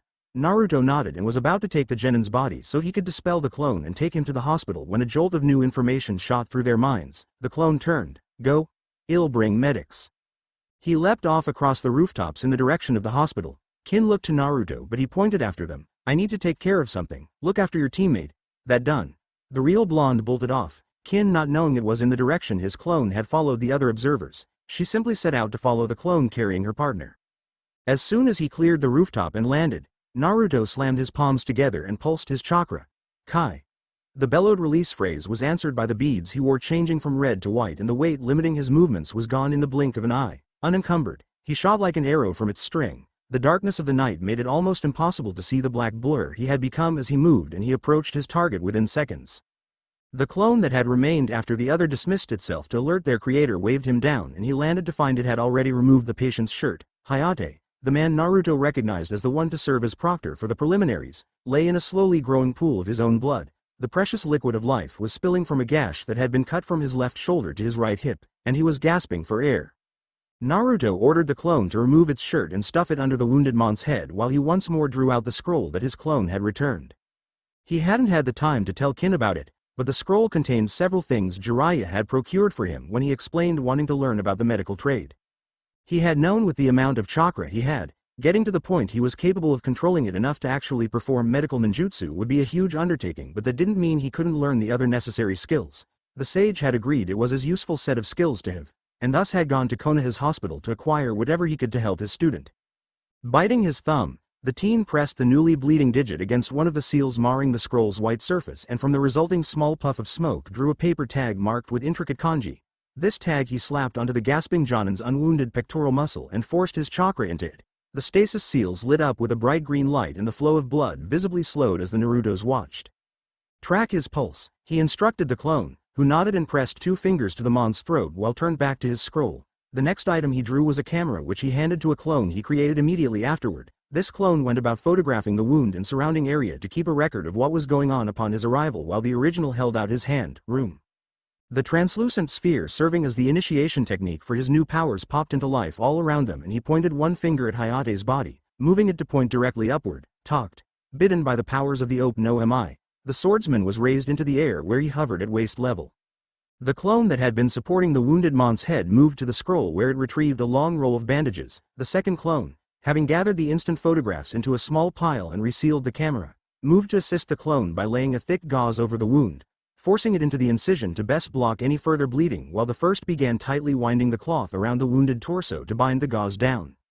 Having not mastered the fruit to the level of keeping the field open without concentrating, Naruto was forced to keep still in the sphere's center, one hand holding the unconscious Hayate aloft while the clones finished the rushed bandage. Next, they unsealed a box containing blood-replenishing pills, one holding onto them while the other rolled it back up and slipped it back into the pouch at Naruto's hip. Moments later, the clone that had left for the hospital returned, a team of medical shinobi and Anbu hot on his heels, though they stopped at the edge of the room, unsure of its origin. Either get your asses in here or throw me a stretcher. Naruto's bellow jolted them into action once more, and 2 members of the medical squad stepped forward with the demanded stretcher which he told them to hold under the hovering body. Naruto lowered his hand, the body following the gesture until he was gently resting on it. Naruto dropped the technique, the sphere vanishing with his concentration as his clone stepped up to the seeming captain of the medics. Deep laceration from left shoulder to right hip, it reported while holding out the pictures. Looks like a single cut from a long blade. Stasis seal has been applied. The case of blood pills was handed over next, the medic nodding as he barked an order, the 2 holding Hayate taking off while their partners followed. The clones dispelled as soon as they were no longer needed, Naruto closing his eyes as the now familiar rush of information poured into his mind. When they next opened it was to find an Anbu sporting the design of some sort of bird he couldn't name at the moment standing in front of him. Report, he ordered, and Naruto began to recount everything since meeting Kin on the rooftop. As he spoke, he couldn't help but mentally sigh as he knew his night was nowhere near over. XXXXX Naruto, the veteran sighed, leaning forward in the chair he had taken. If these things keep happening, I am going to start believing you are either the son of some luck deity. You managed to piss one off and they're haunting you, or worse, you seduced one and this is how they show their favor. The blonde genin had the decency to look sheepish from where he stood across the room. They were not alone in the room. Hayate and Dosu lay out on hospital beds while monitors surrounded each of them. The latter was strapped down with leather bands, which Naruto happened to notice were embossed with some kind of seal pattern he was extremely curious to know the function of. Unfortunately, this was not the time for new knowledge, as Hiruzen was making well aware. Neko. His word caused the sole visible Anbu agent in the room to turn their gaze toward the Hokage. I need to seek at the Jonin Yugo Uzuki. When you find her, inform her that she is to meet me in my office at 1600 this afternoon. The masked shinobi nodded and walked out the door, Naruto's eyes tracking them. The most he could tell was it was a kunoichi, her mask and its attached hood obscuring any features he would recognize, so he gave that up as a lost cause and turned back to his surrogate grandfather. He seemed about to continue speaking. As far as you're concerned in this, Naruto, these 2 didn't survive, said grandfather. Looked at the teen with eyes hard as steel and a stern frown. Suna and Otto most likely believe they have passed, and my Anbu are already at the crime scenes in order to ensure any reports say the same. they will be moved to a secure facility where they can recover, and we can get their sides of what happened. May I know where they'll be? I don't know yet, he replied, one hand cupping his chin. Normally I would say no outright, but you saved them, which makes the two genin somewhat your responsibility, and, he added within the safety of his own mind, I can use this to my advantage to bring you a bit of what you've been denied all these years, but for now, I think my own test of your abilities is in order. Let me ask you something, Naruto. If you were trying to think of a place secluded enough to keep these two, 3 if we include young kin, but needed to take medical equipment to ensure their continued recovery, what would you decide? Naruto was lost for a moment. Fortunately, Jiraiya had been pitching theoretical situations at him since this new month of training started, so he was not in completely unfamiliar territory. He leaned back against the wall, arms crossed and frowning as he pondered the question his commander had just given. Save the machines monitoring the wounded shinobi and the breathing of Kin as she slept in a chair next to her teammate. The room had gone silent. Hiruzen watching as the boy worked through the puzzle. Slip them out in body bags. No, they'd most likely check anyone in the morgue, make sure there's no loose ends or cover-ups, the medical equipment, at least this stuff they got here in the room. They most likely have spares of in storage or something, so that's easy. They were silent for a while longer, Naruto's face running a gambit of expressions while Hiruzen and his hidden Anbu watched with more than a little amount of amusement despite the situation. Finally, Naruto spoke. Does the hospital have some kind of storage for stuff like all this? He waved at the monitors and other stands around the beds. Hiruzen nodded. Well, stuff like this, just have a couple of the staff report 2 different rooms have stuff going haywire or just broken, then take them out to be replaced. Move them to whatever safe house you're planning to use. And the location you would pick? Honestly, the only place I can think of is the Sunny. Hiruzen actually led his surprise at the suggestion show by the widening of his eyes. Save for one, his Anbu weren't aware of the ship and he could feel their confusion, but Naruto must have realized Jiraiya would have at least told him. That is an interesting thought, but do you have power there? The perv installed a generator with a water wheel to use the river he made down there. Naruto shrugged. I don't have any wall outlets yet, but I've got some extension cords to run power where it's needed. Plus, that Anbu he brought over was able to help fix up a lot of the rooms inside, so it's safe. He seemed to really like the wood they were made out of, but I didn't have any information on it. I just haven't read Frankie's journals yet. The veteran found himself chuckling slightly despite the situation. Yes, I remember his enthusiasm over possibly being able to recreate its strength with his own techniques. You might win a friend for life if you lent him the journals, or perhaps a simple copy of any notes on that wood you might find in them. He waved it off for later. However, while I do like the idea of your new home as a hiding place, how do you intend to transport them there? Naruto's brow furrowed at the question. I don't know. I guess using the transformation they could be disguised, but moving them in any way like that will have to be big since I'd be moving them and most likely the bed. I might have a solution to that, a familiar voice interjected. The conscious people in the room, both visible and non, turned to see a man stepping into the room. He was tall, dressed in rough clothes of a farmer it seemed, with broad shoulders and calloused hands. His hair was a long brown mess flecked with gray and kept somewhat tamed by the ponytail it was tied back in, while matching with the rough beard covering his lower jaw. Still, his expression was of open amusement as he slid the door behind him closed. Immediately upon the latching taking hold, an Anbu appeared. Blade at his throat while one hand was set into a seal of some kind. Identify yourself, he ordered. The Mon's grin seemed to spread, and he opened his mouth only for it to click shut and turn to the oldest one present. Hiruzen had not made any sound, nor had he moved beyond the narrowing of his eyes, but it was as if that little movement had changed the entire atmosphere of the room. A heavy weight landing on Naruto's shoulders, not unlike what he had experienced during the first clash of his team against Zabuza, only while that was laced with intent to kill. This pressure was more as if his grandfather's presence had tripled in magnitude. We do not have time for more games, Jiraiya. The Sandaime Hokage's voice was measured and even. It was all he said, and all he needed to say. The stranger sighed, one hand rising with 2 fingers extended. There was a whisper of chakra, and then the color in his hair and beard faded to the pure white Naruto had grown familiar with. That done, he wet his thumb against the tip of his tongue, running it across his cheeks to rid them of the makeup covering the red tear marks leading from the corners of his eyes. Not really a game, sensei, he groused while pulling his preferred footwear from some fold in his clothes to slip on. More of a demonstration on what else he'll be teaching Naruto after the exams are over. I can use the henge just fine, Naruto cut in. Why would I need to do that stuff? There are seals that can make it impossible to mold chakra in an area, Jiraiya explained. Not to mention a skilled sensor can feel the chakra being used to make the transformation possible. Using a true physical disguise negates both of those issues, not to mention the fact a solid punch or loss of concentration won't dislodge it, meaning you can focus on more important things. All good points, but not what we were discussing at the moment, Hiruzen cut in before the conversation had the chance to get too carried away. What are your plans for covertly moving our guests, Jiraiya? Instead of answering vocally, the sage bit into the pad of his thumb, tapped the bleeding digit against the open palm of his left hand, a quick set of hand seals Naruto had become intimately familiar with recently, and then his palm was pressing into the tile floor, Kuchio's no jutsu. The cloud of smoke signifying the technique's activation was small.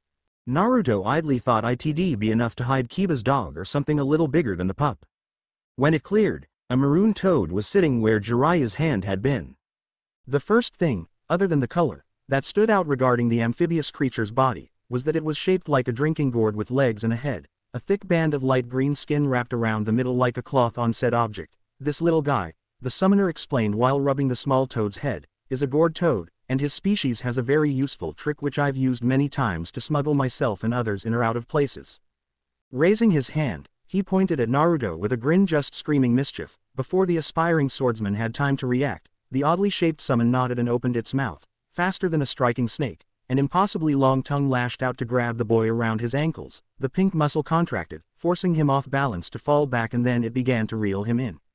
Naruto cursed, trying to grab onto anything he could to prevent being eaten, but Jiraiya pried his hands loose with ease. Then he felt a sudden pressure, as if being squeezed through a tube half as wide as his body. Before all he knew was darkness.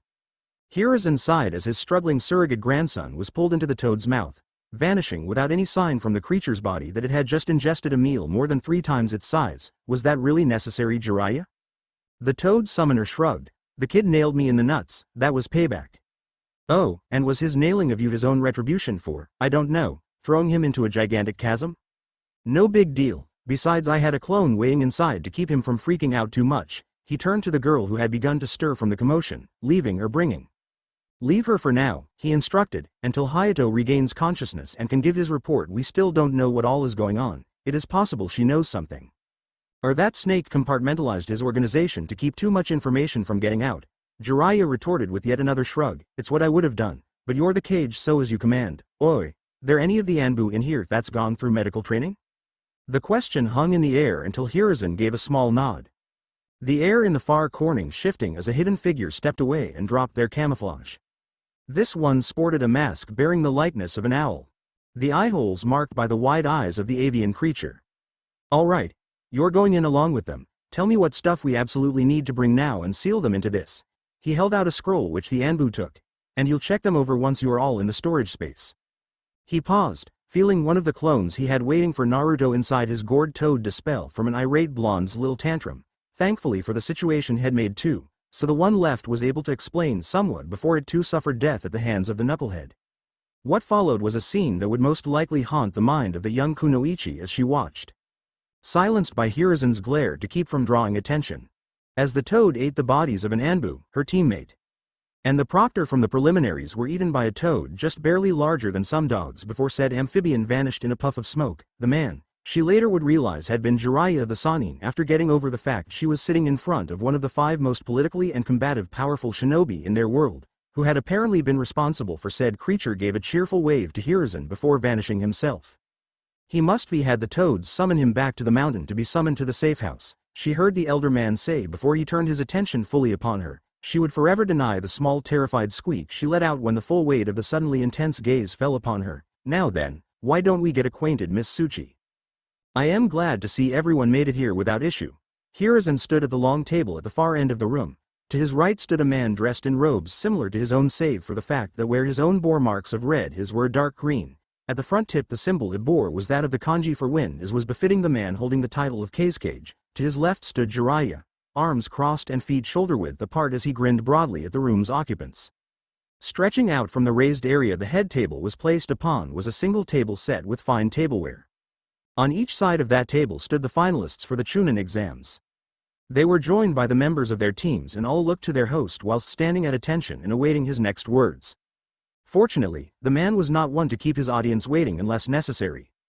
So he clapped his hands. In a few hours' time, those among you that have earned their places in the exams shall face each other in the arena, but that time has not come just yet. For now, the only thing you need to think about is the meal we are about to share. Talk amongst yourselves, for you never know what you might learn. He clapped his hands again and took his seat, the men on either side doing the same whilst the rest of the room followed suit as soon as their leaders were settled. Moments later, A group of servers stepped from doors in the corners behind the head table bearing trays of food. Various dishes, some of which were recognized others not, were brought in and placed on each table within easy reach of those sitting around them. One Naruto Uzumaki chose this moment to turn and finally get a good look at the teammates he hadn't seen for 2 months. Immediately to his right was a raven-haired teen dressed in a shirt of the darkest blue that possible without qualifying as black with a collar high enough to just brush against his chin.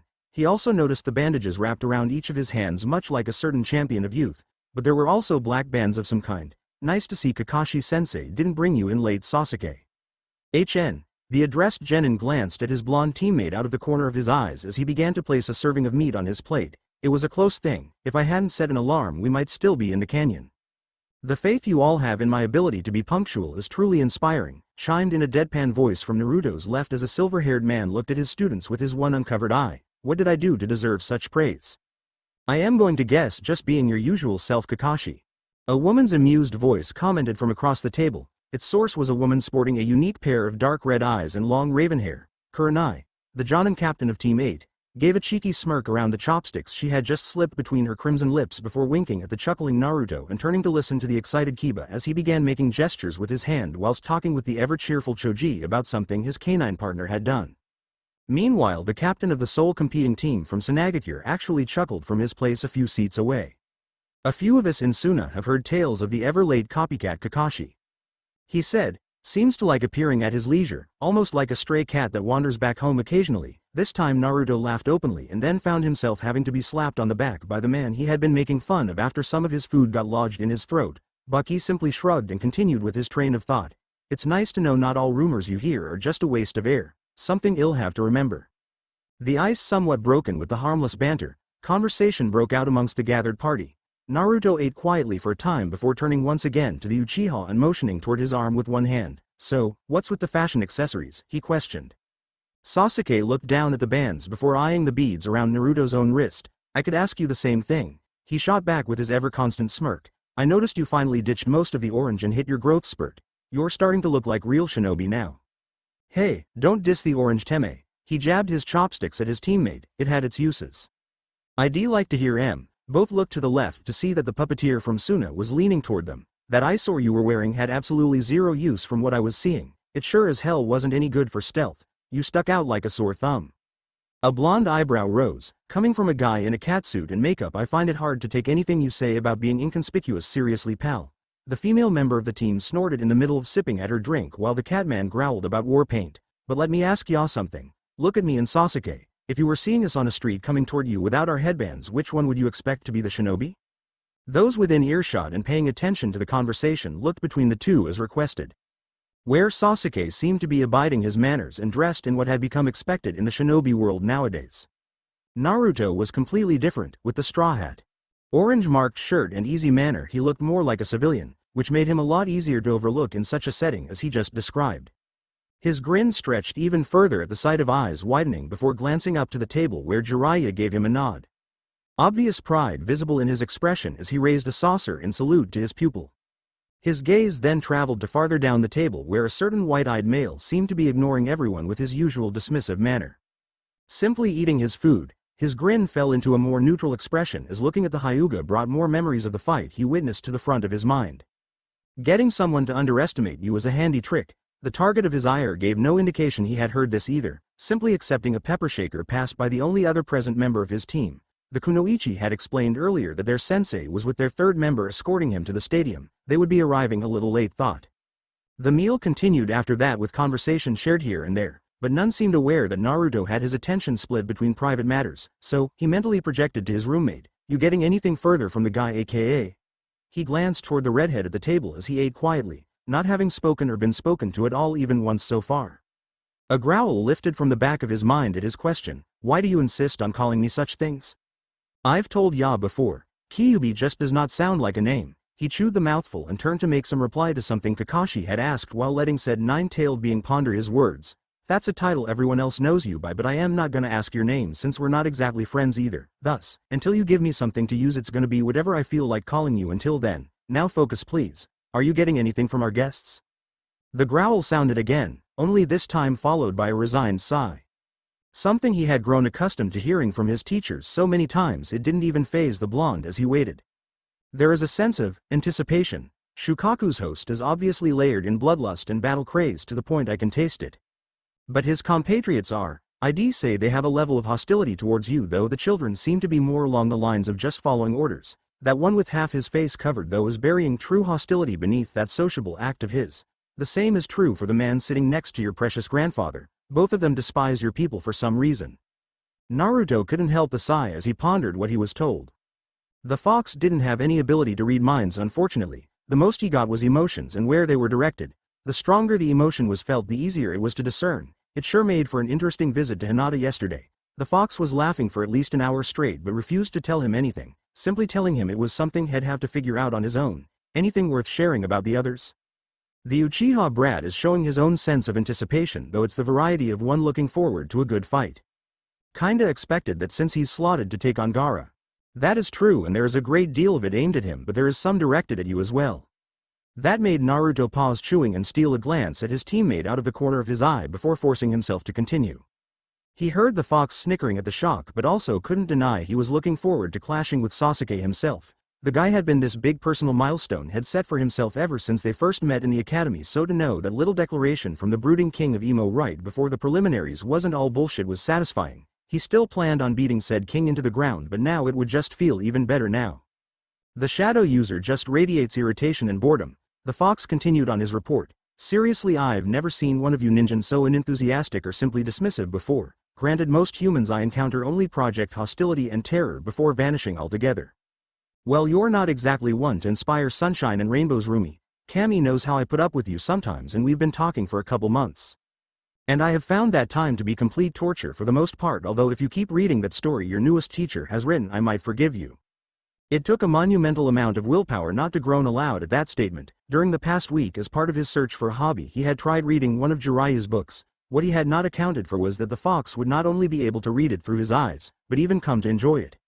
I still can't see why you would like that stuff, he growled mentally. I didn't think the almighty fox would care about the mating rituals of us lowly mortals. The sex is not my draw, though the detail he uses for it makes me wonder how well the pervert has researched. He is a skilled writer, and I find the all-around story to be rather enthralling. A mental shake of the head was all he gave in response to that before turning his attention back to the outside world. As he did, he momentarily caught the eye of Neji, his first opponent in the finals. Naruto tilted his head at the older genin in question, but only received a dismissive look before the teen looked back to his food. His partner, the bun-haired Tenten, seemed subdued considering her status as a loss against Temari, but also slightly at ease. Naruto chalked it up to the fact the noisier members of that team were absent. He could understand that the two were even more intense than he was about life in general. Whiskered cheeks moved, his lips formed a small frown thinking about Lee, but he forced a grin, sipped at his water, and found himself being pulled into a conversation with Choji about food. For another hour or so the meal continued on the same thread of activity. All enjoying the light foods which had been kept so due to the physical activity many of them were soon to engage in.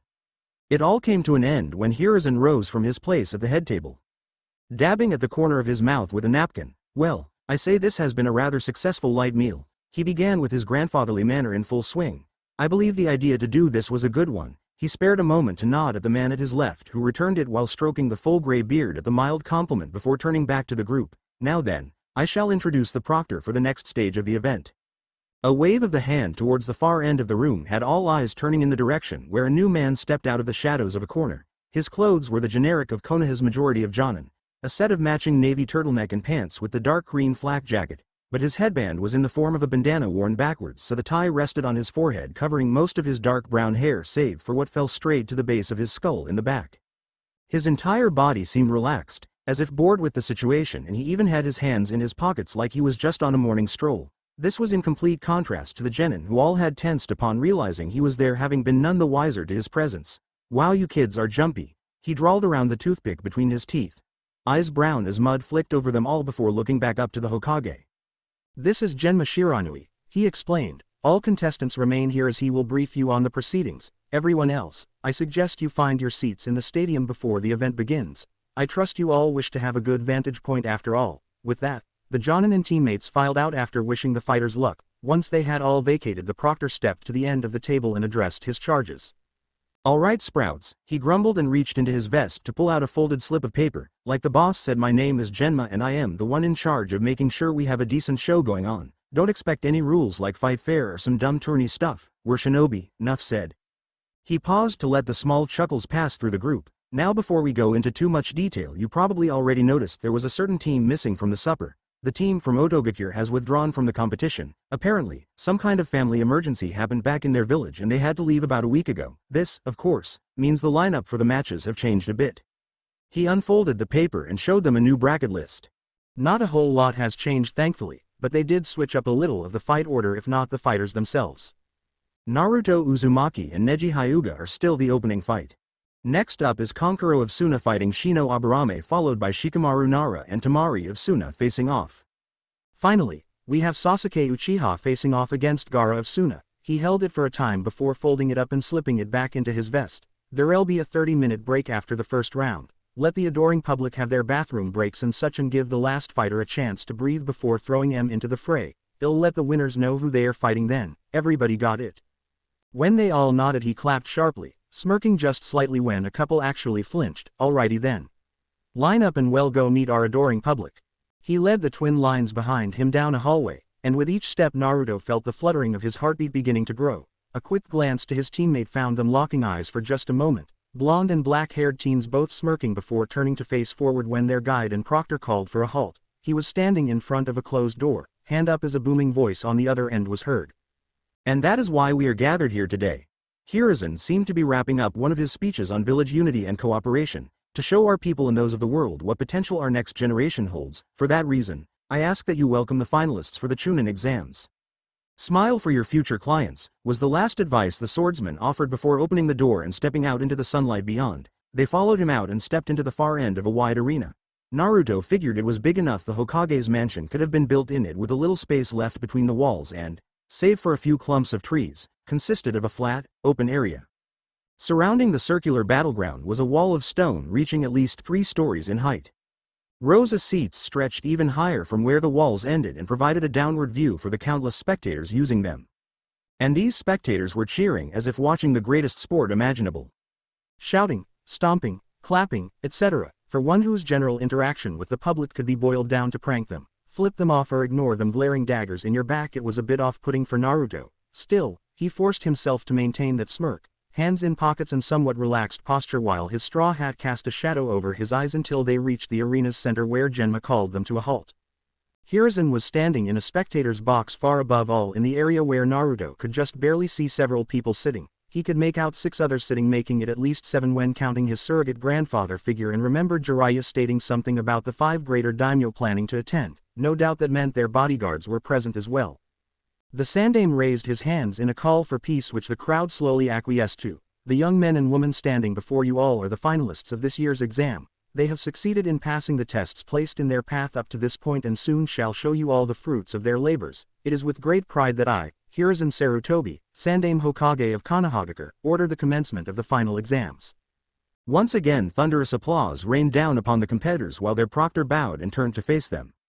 Alright, Naruto Uzumaki and Neji Hyuga are staying down here with me. The rest of you sprouts are to head up to the booth next to where the Kage and Daimyo are sitting. Your captains and teammates have seats there too, so you'll have someone to chat with while you're up there. I'll call you down when your turn is up, so just kick back, have a snack if you manage to get hungry after just eating, and enjoy the show while you can. Everyone save the 2 designated by their proctor nodded and headed off while the combatants to be turned from each other to walk 10 steps before facing again. Genma stood in the direct middle with one hand in pocket and the other raised above his head. Alright, rules are pretty much the same you got in the preliminaries. Go until I call a winner. Your enemy is unconscious, dead or forfeits. Are the fighters ready? Naruto's hands came out of his pockets, one drawing the purple cane from its place hanging at his side, his left side turned away from his opponent, presenting a narrow target while raising the blunt weapon into a ready stance, left hand behind his back, a dueling stance ready to react at a moment's notice. He nodded to the proctor who looked to Neji. The Hyuga took the stance of his clan's taijutsu style, feet spread, and knees bent for quick movement with open hands ready to unleash the deceptively simple strikes that could render his enemies unconscious or even dead should the situation require it. He had yet to activate the eyes of his clan, an obvious statement that he did not consider the blonde worthy of using them. He gave his own nod as answer and Genma raised his hand. First match. Naruto Uzumaki against Neji Hyuga. The hand dropped. Hajime. The brown-haired Jonin leapt back to give the 2 space and watched them like a hawk for any sign of movement, save for blinking. Neither seemed ready to make the first attack just yet. Neji remained on guard, a coiled snake ready to strike at first provocation, but he was put off by the contemplative expression on his opponent. It was like he was trying to decide something. Wanting to test the difference in this blonde compared to the loudmouth from the preliminaries, he began moving to the side as if to circle him. Naruto followed, keeping the curious cane between them and his body poised for sudden action. I must admit to being surprised, the prodigy called across the distance between them. After how you acted the last time we met and during our short time together in the academy, I thought you would have launched yourself at me by now. He chuckled. You were so enraged by my handling of my worthless cousin after all. Eyes trained to keep up with the incredibly speed of his teammate easily noticed the twitch in Naruto's eye at the mention of her. Here I thought I would be able to end this within only a few seconds. He shrugged. No matter, my clan's Jukin will see me to victory within moments of our clashing. Then why don't you quit talking and get your candy ass over here? Naruto's rebuttal actually managed to throw off his opponent and he couldn't help the smirk on his face. Yeah, you heard me right, pretty boy. Ino, your teammate, is a real looker, but with a face like yours I bet you could pass as a chick for undercover missions. He paused, eyes squinting, and head tilted to the side as if considering it. Yeah, throw a dress on ya, maybe a little makeup, and you'd be looking like an oasis to some very thirsty travelers. The head tilted to the other side, cane slapping into the extended forearm, aiming to drive faintly glowing fingers into his throat. With a flick of the wrist he jammed the shepherd's crook-styled handle into Neji's sternum, forcing the air from his lungs. The elder genin stumbled back, but still managed to dodge the kunai the hand Naruto had kept hidden until then had thrown. This all happened while Naruto's mouth continued without issue, and that hair, I mean there's just so much to grab onto. A quick step brought him close to Neji again and he stabbed forward with the cane as if jabbing with a sword. The Hyuga stepped back and slapped it away only to feel something grab the end of his hair and yank backward at the same time. Something that felt a lot like a foot struck his back knee. The joint collapsed, sending him falling back with the momentum of the tug, and he found himself on the ground looking up at a copy of the original, but instead of taking the opportunity presented by his prone status, this one was looking at the hair in his grip, confused. Damn, I think this is softer than some of the hair I felt on some girls.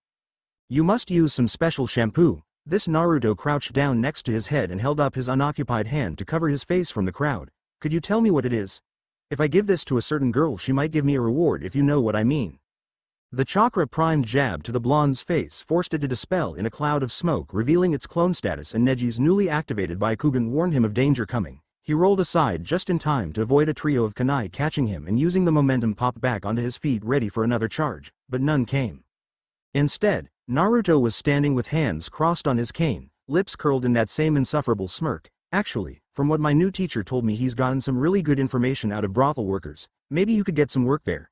Hell, with that rod all you Hyuga seem to have shoved up your entitled asses, you've got to be used to that kind of thing. Shut up. This time he closed the distance before Naruto could react, and the satisfaction of hearing the choked gagging from the blonde as his chakra shredded his lungs was almost as good as the feeling of crushing the air of the main house. Sadly, it is often when one is pausing to celebrate a victory that they are the most vulnerable. For that reason, he did not notice that the cane falling from his opponent's hands bursting to smoke until the foot coming from it slammed into his groin. The gagging genin vanished and the newest spun on his hands, pulling his foot back from the wide-eyed Neji and building momentum for a spin kick that slammed into his cheek and sent him sprawling.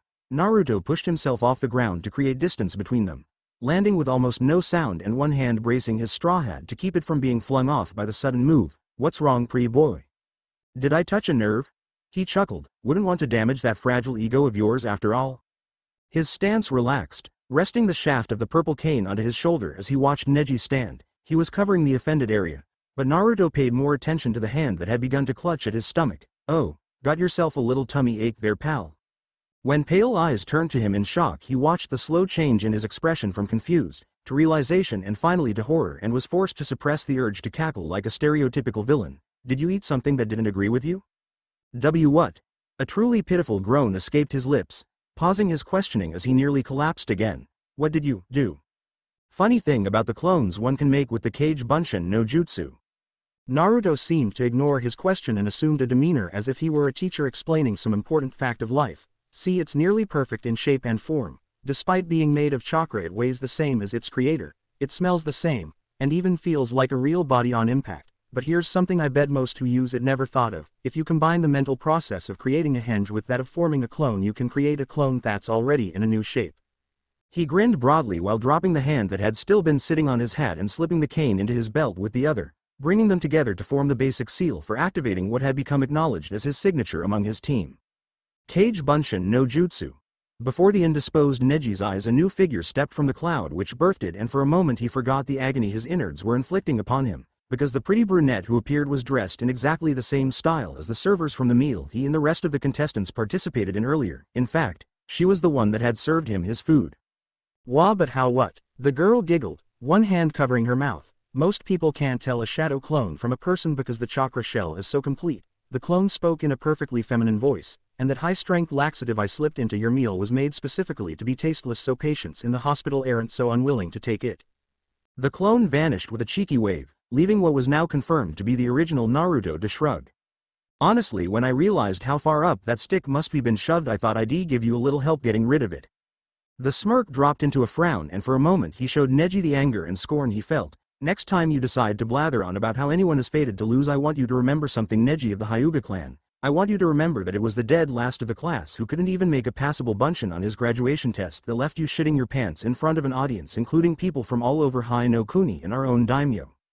And just like that the smile was back and he looked to the slack-jawed Genma. You might want to call the match now, he's not going to last much longer, and he may need help to get where he needs to be before it gets really embarrassing.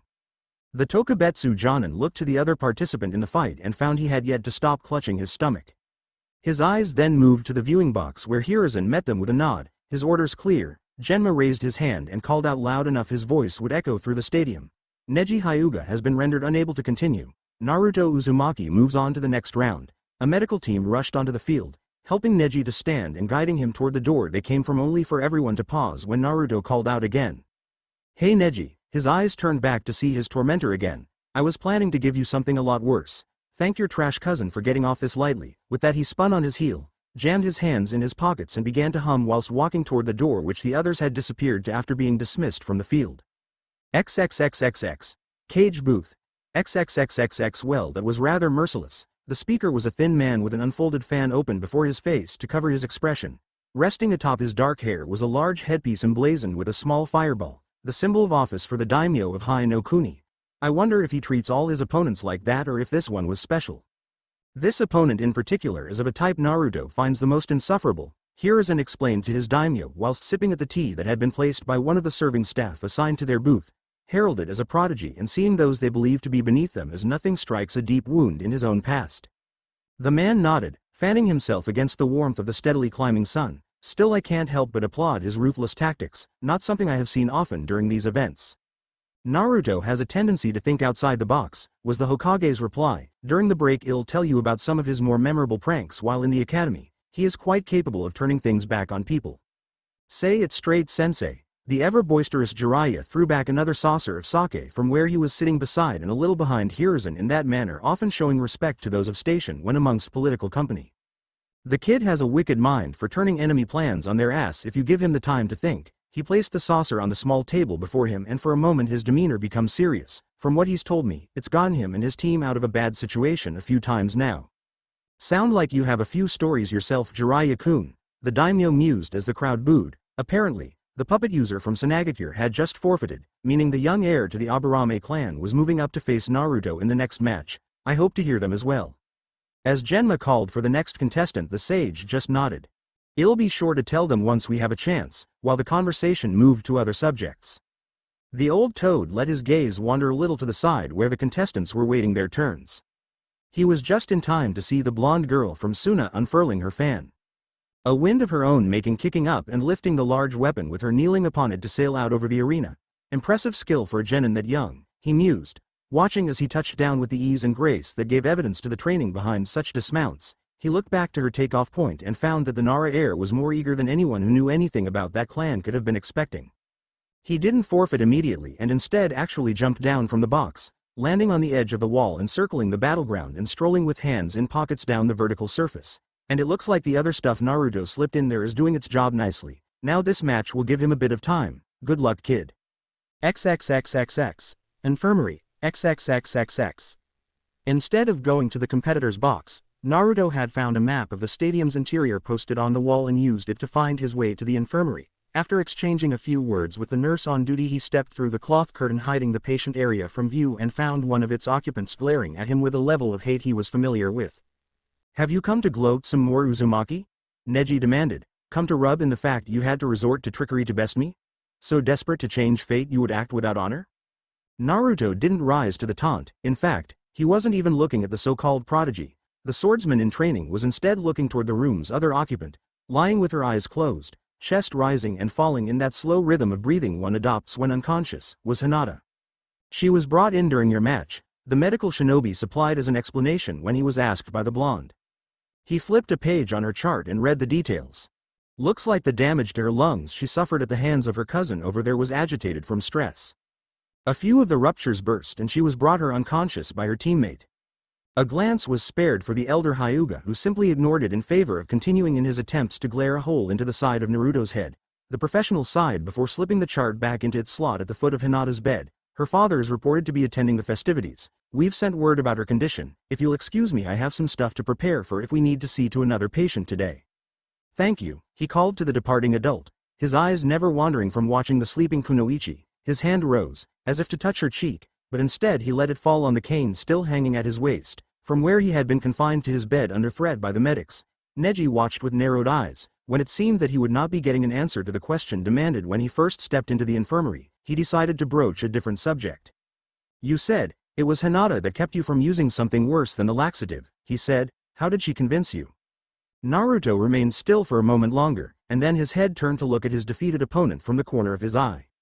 I went to visit Hinata yesterday, he began. I told her what I was planning to do, and what I was going to slip you. From his pocket, the hand that had rested there drew a small vial of clear liquid. This chemical, according to what I've read in medical texts, would have mixed with your blood and made it temporarily unable to absorb oxygen. You would have suffocated, the same fate Hinata would have suffered if the medics in the tower weren't as good as they were. If the information itself hadn't have made Neji's blood run cold, the nearly emotionless manner in which it was delivered surely did the trick. He could find no words, could not utter even a sound, as he watched Naruto examine the small vial. It was so easy to get to. I simply went to the slums in a basic disguise and stepped into this shady little apothecary. The old lady there was all too willing to help me out when I slipped her some extra coin. But, blue eyes dropped down to the sleeping face again. Hinata asked, no, she begged me not to go through with it. I couldn't understand it. You tried to kill her, and she wanted to just let it go. The air seemed to shimmer around the genin, a slight tingle of charged energy dancing across the dark-haired youth's skin as he listened to the explanation. I asked how she could care so much for someone so arrogant, so hateful, so fucking stupid. And then she told me about her uncle, a brave man who loved his brother so much he was willing to die that he might live. She told me about the kidnapping, about how Kumo's ambassador actually had the gall to sneak into her clan's home to steal her away in the night. How by sheer luck her father had felt uneasy that night and gone for a walk only to stumble upon the crime, and with years as a veteran shinobi reacted on his training and slew the intruder. Kumo, of course, tried to turn this to their advantage and demanded the head of her father, who was willing to actually bend to that farce because the alternative meant war. The vial was placed on the nightstand next to Neji's bed, Naruto moving to sit in the chair beside it as he finally met Neji's stare, and then she told me about how her father had insisted she sleep in the same room as her parents after the event, worried a follow-up attempt may happen since they figured Kumo might believe they would feel secure in stopping the first and thus may get arrogant. They, of course, did not. Naruto paused there, looking again to Hinata with a contemplative expression while Neji could only stare wide-eyed. He was having trouble associating the cold, distant head of his clan with the concerned father he was being told about, though, when he actually did think about it, it did make sense. From what Neji remembered of his early childhood, Hiyashi had been a bit standoffish and proper, but he laughed with his wife and had shared advice with him at times during training. But, after the death of his wife due to complications in labor, he had changed. What had once been familial closeness tempered with strict etiquette became cold logic and stern hand of discipline. One night, the genin's story suddenly continued, jolting the Hyuga from his considerations to look back at the speaker. Hinata was woken from her sleep by angry voices. Afraid and curious at the same time, she stumbled out of the room past her sleeping mother and toward the door of her father's study. Through the shoji she could hear her father arguing, with her uncle and grandfather, and the Hokage. I was willing to go through with the demands of Kumo. A voice cut in before Naruto could continue. Heads turned in shock as man stepped into the room. He was tall, and like Neji was deceptively slim of frame with long black hair falling in a curtain down his back. Over the traditional robes of his clan, the patriarch wore a dark green haori. The idea of using the body double was actually Hokage-sama's because he knew of our clan's seal that prevented the Byakugan from being taken from members of our branch family. Hazashi was my mirror in all but that mark, so it would have been an easy ruse to pull off. But I refused. I would not sacrifice my brother for such a thing and had already ordered our sealmaster prepare to remove his seal and place one on myself.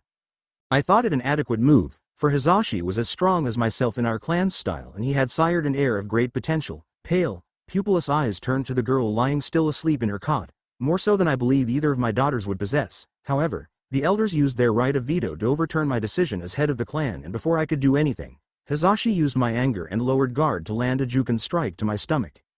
As my consciousness faded, I heard my brother whisper in my ear words I will never be able to forget even if I manage to live to the age when senility takes me. He told me he didn't give a damn about the clan keeping its structure or anything like that. He was saving his brother from death, and finally choosing his own fate for the first time in his life.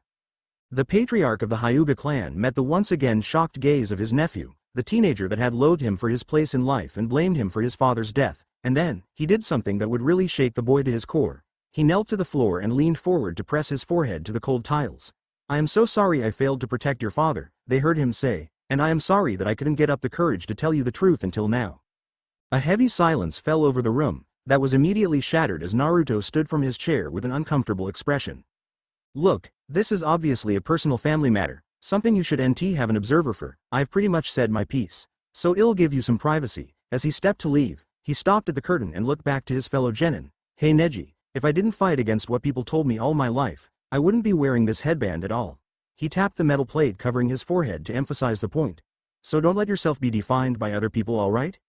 I believe you'll be a lot happier that way. Without waiting to hear a response, he stepped through the curtain and waved to the nurse on duty as he continued out into the hall, planning to join the other competitors and hopefully catch the end of Shikamaru's match.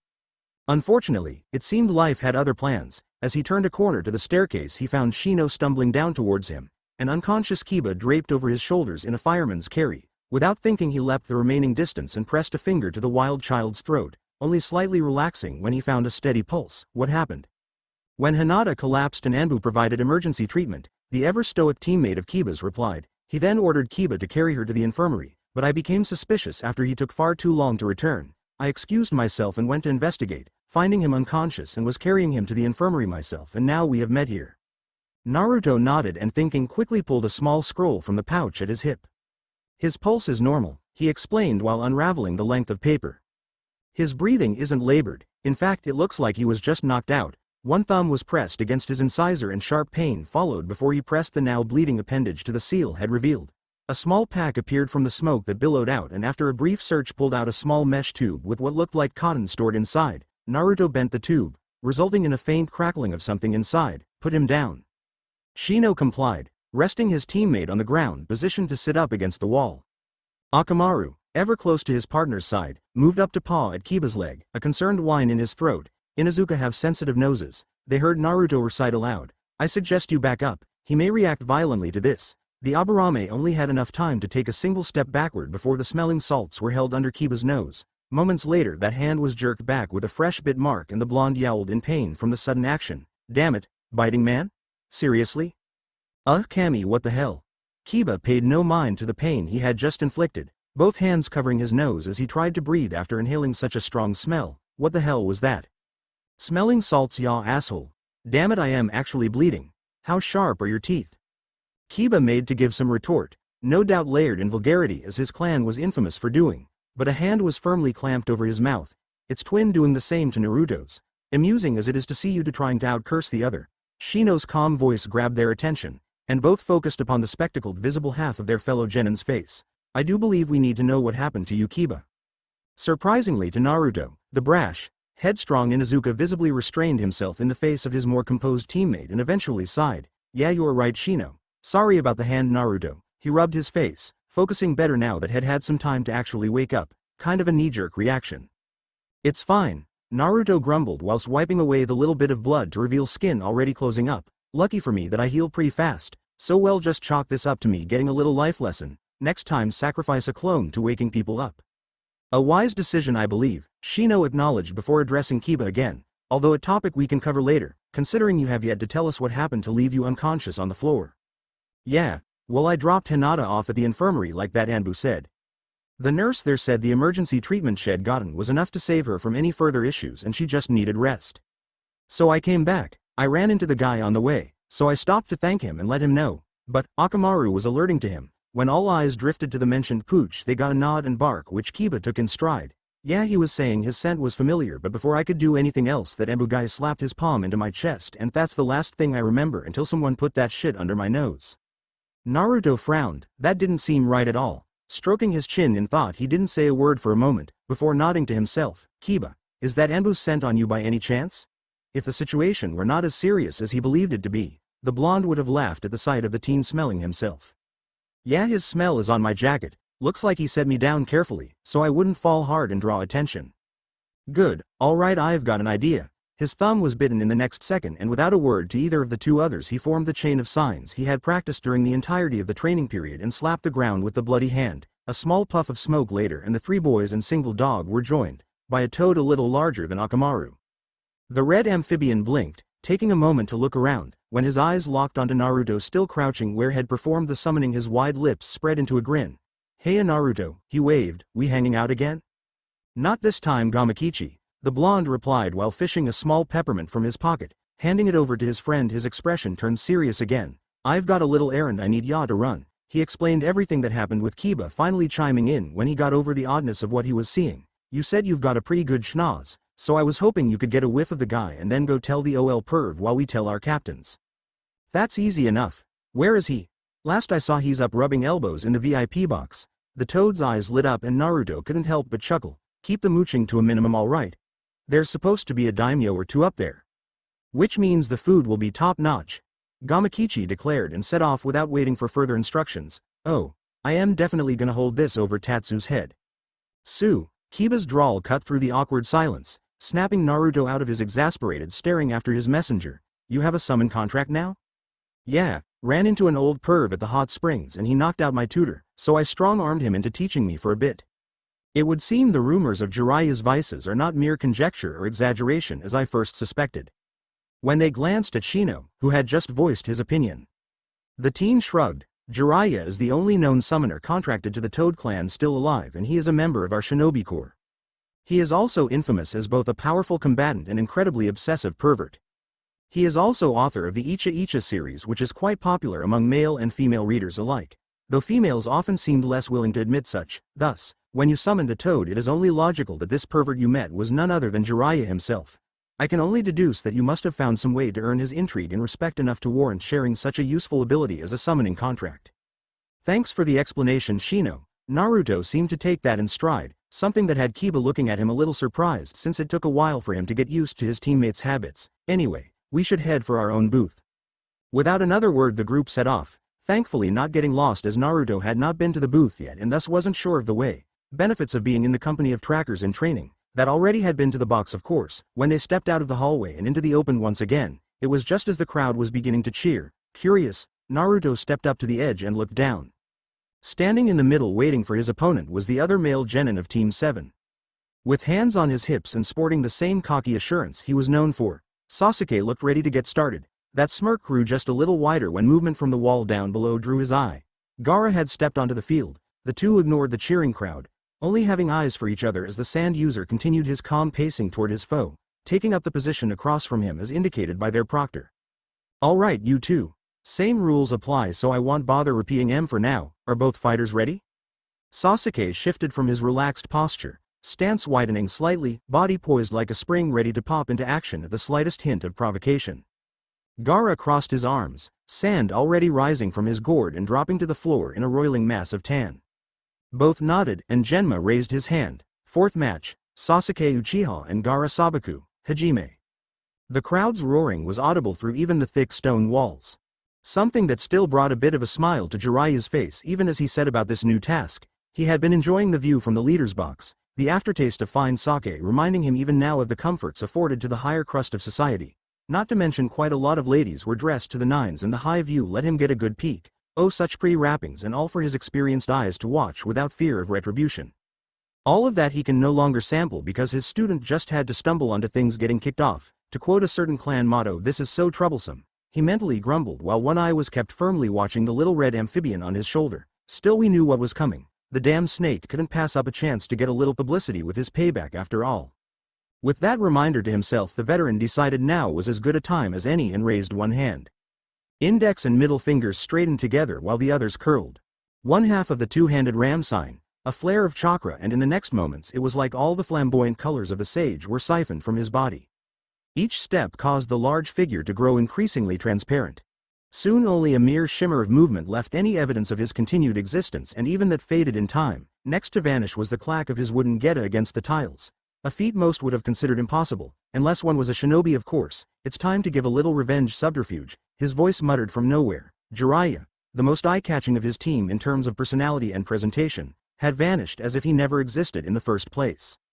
XXXXX Naruto loved a good fight. A real brawl got his heart pumping like crazy, and he spent a lot of time simply fighting with his clones. All the different styles of combat he had seen just in the preliminaries alone had him on the edge just to see what would happen next. He had been torn in that entire showing, half of him wanting to just get on the floor and get a fight going while the other half loved all the fights going on.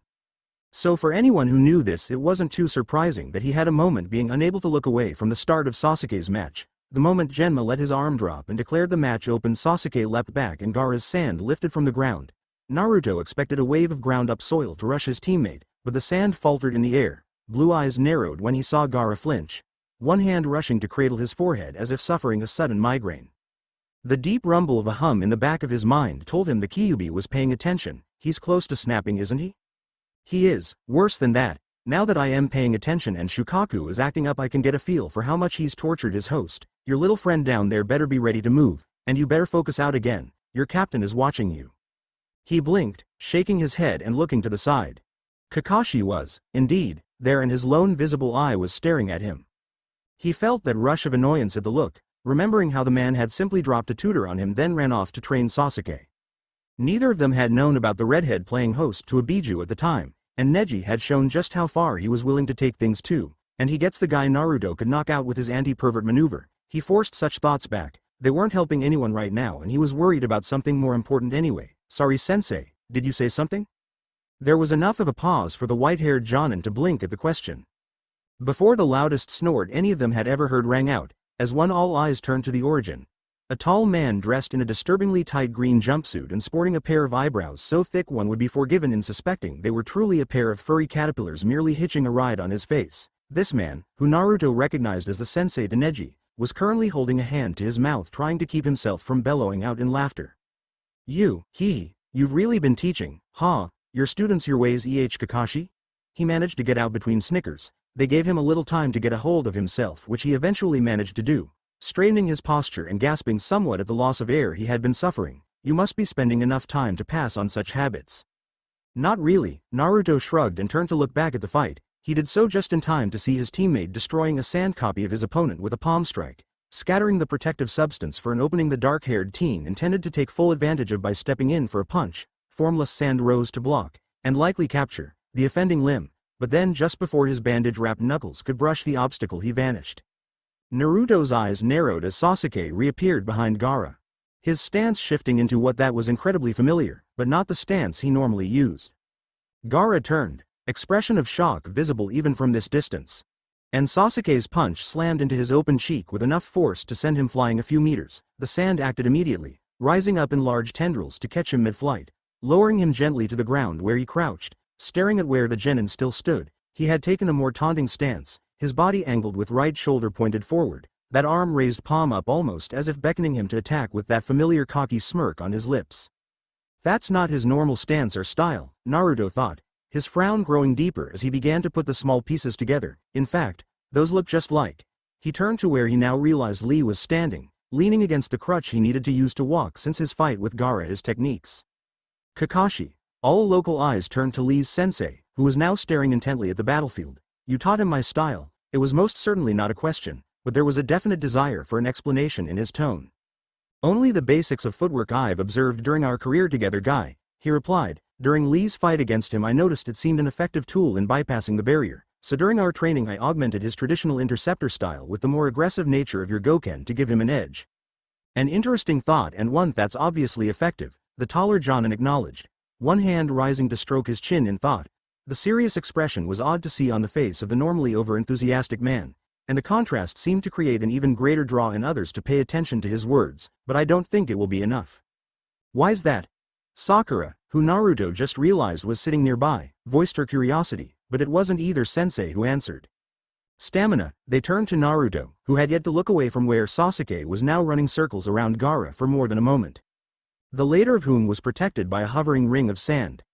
From what I've seen when Lee was fighting Gaara, the style is built around constant and overwhelming force. Hit them hard and keep hitting until they're so broken they can't hit back.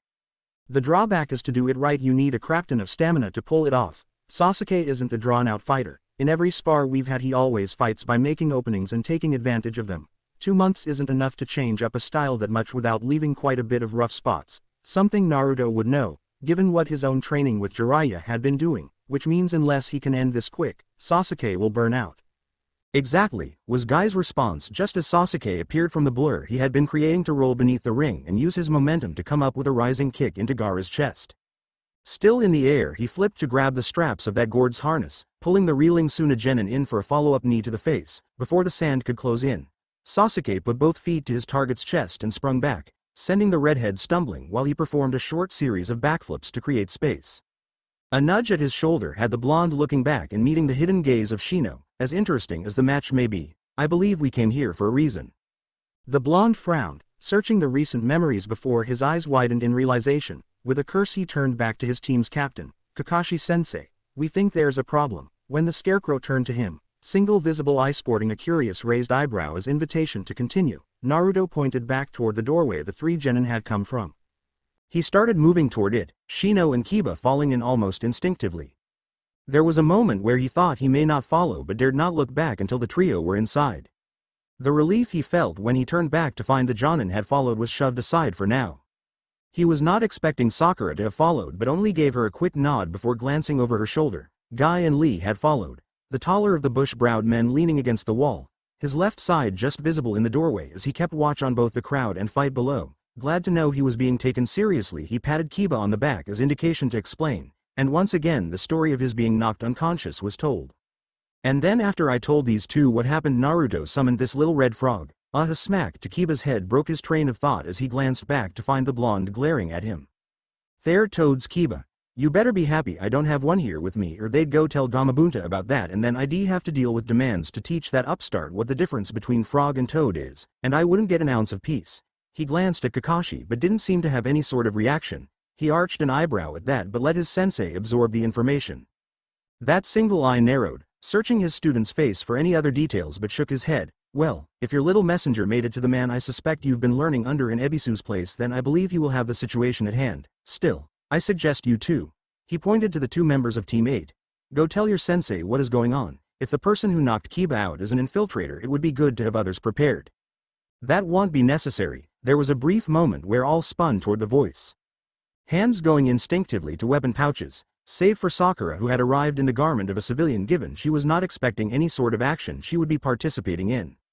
They all stared at the figure in a white robe, the hood drawn up so that only the mask they sported was visible. The pure white of the material used to create it was marked with red paint, designed to create the image of a boar. Peace. He spoke while holding his hands up to show no weapons. I have been ordered by Hokage-sama to retrieve Naruto Uzumaki for an important matter.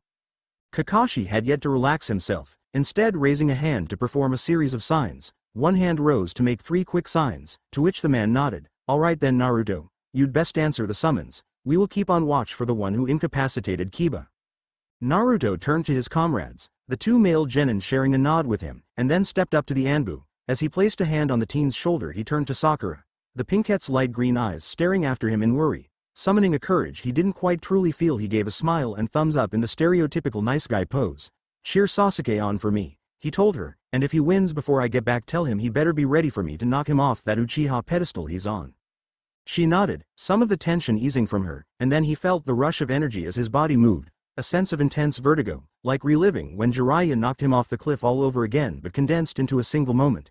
Smoke erupted into his vision and it ended as immediately as it began, the hand dropping from his shoulder just as his legs buckled underneath him. Easy. The Anbu braced him up. Traveling by Shunshin can be a bit of a scramble on your body the first few times. Take slow, steady breaths and stand back up once you've gotten it under control. He nodded, forcing himself to inhale and exhale on counts of 5, concentrating only on the count until he finally felt the world stop spinning from underneath him. When he felt he could move again he nodded to his escort and began lifting himself up. This was when he took notice of just who all was in the room with him, and boy did he feel like an idiot not realizing. The room was not incredibly large, but enough to fit what looked to be a couch and cushions to sit now stacked against the floor, and it was filled with Enbu, all dressed in combat gear minus the cloaks like the one that had retrieved him. These weren't dressed to put others at ease by hiding weapons, they were ready to fight and didn't care who saw it. Standing at the head of this large group was Hiruzen Sarutobi himself, but he was not dressed in the normal regalia of a Hokage. The older man was dressed in a slightly form-fitting black jumpsuit with mesh sections over the cuffs of his shirt and pants. His right arm sported a protective metal bracer while a protective helmet of green metal segments attached to a black bandana protected his head. Genin Uzumaki, the strictly businesslike way in which he addressed his surrogate grandson made it clear this was a time for serious behavior. I was informed by Jiraiya you have obtained an ability to switch objects within a certain space. Almost on instinct Naruto snapped to attention, arms locked at his side and facing the old man with his own serious expression. Yes Hokage-sama, he answered. What's your limit on distance? The most I've been able to manage is a 50-meter switch. Is it chakra intensive? Yes, during our training it draws on stamina and chakra combined. I've been able to draw from one or the other but it's less of a strain if I use both. Hiruzen frowned in thought, considering the words before he turned to nod at something past Naruto. At the sound of movement, the padding of feet against the tiled floor. The blonde looked over his shoulder to see a large man approaching, Uzumaki-san, sporting the mask design of a bear's face. He held up a small plastic case, the length of a finger and slightly wider than a grown man's thumb. This little thing was split into 3 sections, each holding what appeared to be a different colored food pill, similar to the ones he saw Kiba and Akamaru using during their fight in the preliminaries. These are pills made and distributed among members of the Akamichi clan, Kuma explained as he opened the first section, pulling out a green pill. They are a special recipe designed to convert fat cells and carbohydrates into excess chakra, multiplying the effects of a food pill substantially. Okay. Take it Naruto, Hiruzen ordered. It will have some side effects but just using the first pill won't harm you. Merely exhaust once the effect wears off. Use the excess chakra to fuel a wider range. We'll need your technique to turn an attack against us on its head should it happen. Naruto nodded, taking the green pill and rolling it between thumb and finger. So it's happening? The tip you sent Jiraiya makes me believe so, he replied. He's moved to investigate while my clone keeps the daimyo and others occupied. Don't eat it yet. You need the immediate boost. Just wait for orders. He nodded, keeping it ready while looking around. Where are we anyway? The resting suite for Hokage and guests during intermissions, the Sandaime replied. We're a little below the box where my clone is sitting with my guests. He pointed to another member of the group waiting instructions, a woman judging by the slight curving of her armor. Unlike most of the group gathered in the room, she was not wearing a mask either, letting Naruto see the pale blue eyes and light blonde hair that reminded Naruto strongly of Ino. This is Suzume of the Yamanaka. Oh, so that's why. I have a member of the clan watching the stadium whilst remaining hidden. They will make contact with her using their specialized techniques in the unfortunate case of us being attacked. After a brief observation period he will make contact with her. Once she does they will share an image with us both. Once I give the order you will take the pill and as soon as you feel the effect you will activate your technique and switch out those I order, understood? Naruto nodded, good. Then just try to relax until then. Sasuke's match is still going on from what has been reported. Wait. A thought had occurred to Naruto as he studied the pill, a question he needed answered. If you want me to just use a crapload of chakra to do this, couldn't I just? A hand gripped the shirt over his belly, letting all there know exactly what he was asking. Flooding an area with the chakra of a biju can cause issues Naruto. Many shinobi with the sensory ability would be overloaded with the sheer pressure of it if you draw on too much, not to mention most here have felt the fox's chakra before, and the memories tied with it could cause someone to get a little too reactive thinking you've lost control. I think this method is best alternative. Thinking over the explanation Naruto gave a nod and moved to the couch, collapsing into it and leaning back as far as it would allow. He was shaking, he noted, lifting his hand to look at the slight tremors moving through it. The hand dropped and he closed his eyes with a sigh. What do you think about all this, partner? Your leader seems to have a decent strategy in mind, though I don't see why it would be so bad for me to give you chakra. It has been years since it was last felt by these paranoid little monkeys. Doesn't matter, people are stupid in the worst ways. They see red chakra they'll think it's your second coming. Besides, I can't just rely on your chakra. What if someone does that seal like that snake bastard used in the forest? I will concede that is a concern. Very well, but I insist we find a way to at least face Shukaku's host. That upstart Tanuki needs a good thumping to remind him who the real alpha is every now and then. I'll do my best. He moved the little case between thumb and finger, the dark green reminding him of spinach leaves for some reason. Still, if this thing does like they said, I am glad I ate that little meal before all this crap. Extra fuel, right? Yes, though given I am reliant on you maintaining good health in order to facilitate both of our continued existences, I will still reinforce your body when you take the pill, make sure any detriment caused by side effects are minimal. That's all I was planning to ask for anyway, so I'll gladly take it, thanks aka. For the last time, that is not my name, you insufferable human brat. Pre-mission shakes? His eyes snapped up to find Suzume standing over him, a kind smile on her face. A lot of people get them, is it fear? Putting aside teasing his tenant for the time being, he looked down at his still shaking hands. I don't think so.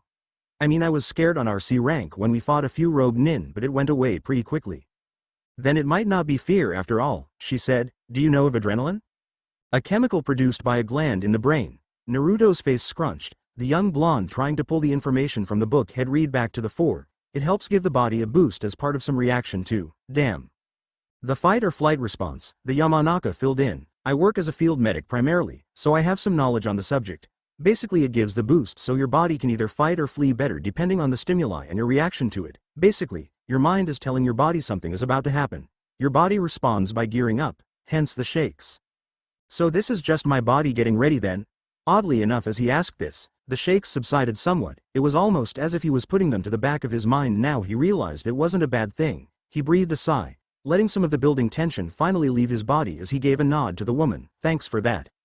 That's the job of us veterans, she chirped with a smirk before she twisted her features, trying to look older, hunching her shoulders and speaking like some withered older woman. We need to make sure we pass on wisdom to you whippersnappers and make sure you don't do stupid stuff because you're too headstrong to think for yourselves. They both collapsed into laughter at that, seemingly unaware of the slight chuckles or sighs from the masked forces around them. Still, they knew what she was doing and approved. The conversation they had been privy to as Hiruzen explained the plan let them all know that the genin's ability was a linchpin to turning any surprise attack on its head. A subtle evacuation had been performed in the village already. Anyone not attending the exams were quickly hustled to shelters using various subtle techniques in order to avoid arousing suspicion. A few of the more powerful members were already stationed not only amongst the crowd above under disguise, but several high-ranking jonin were in the village at strategic points to intercept would-be invaders. None of this was something the boy needed to be aware of, but knowing he was feeling better up to the task would be better for all of them as well. Naruto was about to make another comment when Suzume suddenly sat straight, eyes unfocused as if staring into space. She gave a sharp nod and turned to place a hand on the teen's shoulder. Hokage-sama. I've been given the confirmation, it started. Hiruzen appeared suddenly before the unmasked two, though whether it was a smokeless shunshin or pure speed Naruto had no way of guessing and no time to even ponder because the old man was already talking. Details. A series of feathers have begun to fall, some sort of genjutsu meant to distract the mind while a secondary effect puts those with dropped guards asleep. The majority of the crowd has begun to succumb to the technique. Connectus, Suzume nodded and stood, the hand on Naruto's shoulder moving to his forehead while her other touched the Hokage's. In an instant Naruto felt his vision change. Instead of looking at a slender palm, he now was looking down on the stadium itself. As described, people all over were falling asleep, while shinobi who managed to break through stood up looking around in confusion or suspicion. Then something happened that threw Naruto off, because suddenly those dressed like shinobi from Konoha's alley began to attack the Konoha shinobi. It seems Orochimaru used his silver tongue to turn an ally into an enemy. He heard Hiruzen say, "Turn to the VIP booth, I need to see what is going on there." The gaze shifted as ordered, and Naruto gasped. Standing on the roof of the box was his grandfather figure, his clone most likely considering who was giving orders in this vision after all, with a kunai to his neck. This blade was held by an arm curling around his right arm from behind. It belonged to a man dressed in the robes of the Kazekage who was just now pulling his face off. Calm yourself, Naruto. He felt a hand clench his shoulder. Hiruzen trying to stop his panic. You'll disrupt the image and I need details. He clenched his teeth, forcing his breathing to level out before tapping the hand to show he was better. It squeezed that shoulder, a last reassurance before dropping away. Naruto turned his attention back to the vision to find the man was done with the facelift, revealing a new one underneath, a face bearing skin almost as white as bone. A curtain of hair the color of ebony falling from its bind as the man tossed the Kazecage's hat away. He saw the lips moving, man and copy-making conversation, but he had never learned to read lips. Then he noticed movement further along the roof. 4 strangers, each dressed in some kind of cream-colored tunic with thick ropes of purple wrapped around their waists, were locked in combat with Konoha shinobi. The Yamanka was focusing on Hiruzen and his attacker though, so he couldn't get too much detail, other than the fact the 4 were keeping the 2 isolated. Suddenly, Naruto blinked and found himself back within his own body. Suzume had released her hold on his forehead, keeping Hiruzen in the vision as he began to speak. Identify 30 civilians including the daimyo and his wife, he ordered through the connection. When Suzume reconnects Naruto identify them, they will be a target of his second switch. Suzume pulled her hand away, blinking as she came back to herself while the Hokage turned to face the room. Everyone, this is what we've been preparing for. The snake has come to our forest. It's time we cut the head off and show we are not to trifle with. Kuma, Hyo, Habi and Yumi to my side now. 4 moved at his command, joining him to stand next to Naruto, animal masks expressionless and any physical features hidden by their uniforms, though Naruto did note that one of them was not animal-themed. This mask was instead designed with a mixture of faint lines and ripples over its pale surface. It was like a shimmer in water when the light played over it, giving it a slight shimmer like a heat mirage. Naruto, Hiruzen's voice pulled him from the mask and back to the matter at hand. Your first switch will be myself and these 4. You will be switching me with my clone and these 4 with others attacking those defending Orochimaru. They will be best equipped to keep them occupied while I deal with the main issue. My clone will have further instructions, understood? Yes sir, then we need to hurry. Are you ready? Naruto glanced to Suzume, who gave an encouraging smile, before tightening his grip on the case holding the food pill. My body is ready Hokage-sama, he said. Good, then you best fire up that power of yours. The blonde nodded and with a thought called up the bubble of translucent air to hover above his palm, room. That cry was accompanied by a flick of the wrist and the bubble expanded, phasing through the ceiling and floor as if they weren't even there. Immediately his senses were flooded with new information. Every person within his range now burned in his mind as if he could see them. Reaching out to his personal world he pointed a hand at the 5 shinobi and turned it as if twisting something. Shambles. There was a blur of movement and suddenly the Hiruzen in battle garb was replaced by one in the robes of a Hokage. In place of the 4 Anbu now stood 4 others, all stumbling at the sudden change in location and scenery. They were on guard immediately, blades at the ready to attack only for the other Hiruzen to bark out for them to stop. This was part of the plan, he explained. No sooner had he said that before a loud crash from above shook the area they were standing. It seems I've already begun the fight. He turned to Naruto. I would suggest eating the pill Naruto. Suzume, please prepare the connection. The genin nodded, pulling the pill out of its case. He gave a smile at the rush of warmth flowing out from his belly into the rest of his body and sent a sense of gratitude to the back of his mind before popping it into his mouth. It tasted awful. A horrible sensation washing over his tongue, but having tasted a devil fruit he found it manageable and swallowed it despite the insistence of a gag reflex to do the opposite. Upon a few seconds after ingesting the green ball he felt a rush of heat, similar to the quick burst from the fox, but far more intense. His eyes were closed so he wasn't the first to notice the outward change it wrought on his person, but all the Anbu and Hiruzen could see it clearly. It was no secret that when it came to chakra Naruto was a powerhouse. Those who had trained in sensing others were left appalled, some even terrified, at how large his reserves had grown. They had compared him to the Sandame, finding he was just shy of their arguably most powerful person in the village. Now, as the pill worked its effect into Naruto's body, a veritable storm of chakra erupted. Blue light began to shine around him, clothes ruffling in a wind only he seemed to experience. When those eyes opened again, those blue pools were glowing as well. At Hiruzen's nod Naruto reached his hand out again in the room, which had one side of its range still visible, suddenly expanded. No one in the room could see the limit now, but through the eyes of her partner Suzume saw a massive translucent bubble stretch out to encapsulate the entire stadium. Even beyond the far wall where he stood was within this new limit. For Naruto himself it was a rather intense experience. For while he had trained using clones to get a feel for the information provided, there was by far more activity in the stadium and this radius was not something he had reached in their training. He felt every person in the stands slumped over in a forced unconsciousness. He felt every shinobi clashing, and he felt the massive box of energy that seemed to have jumped into existence, pushing away his own field, creating a massive blind spot in what was an otherwise perfect vision. He was given no time to contemplate the change, as Suzume placed her palm to his forehead and he was immediately assaulted with the change in vision again. This sight and his feedback from the Open-No-Miz ability overlapped, changing to let him not only feel, but to see what was happening. In his mind's eye 32 of these people suddenly gained a faint yellow glow. Civilians marked to be switched out with the men and women around him. Time to begin the counterattack, was the simple words of Hiruzen's clone. The order given, Naruto raised his hands and intoned his command, shambles, in the blink of an eye. Where once was a group of battle-ready shinobi, Suzume found herself surrounded by unconscious civilians, among whom was the sleeping daimyo himself. Her part in the counterattack taken care of, the Yamanaka set about her next duty, checking over each of her new patients to ensure there were no injuries and then wait for the medic nin to arrive according to the plan. When Hiruzen's clone and his reinforcements emerged in the open, that clone wasted no time in barking orders. Incapacitate who you can, kill those you must. He threw off the hat and coat of his creator's station.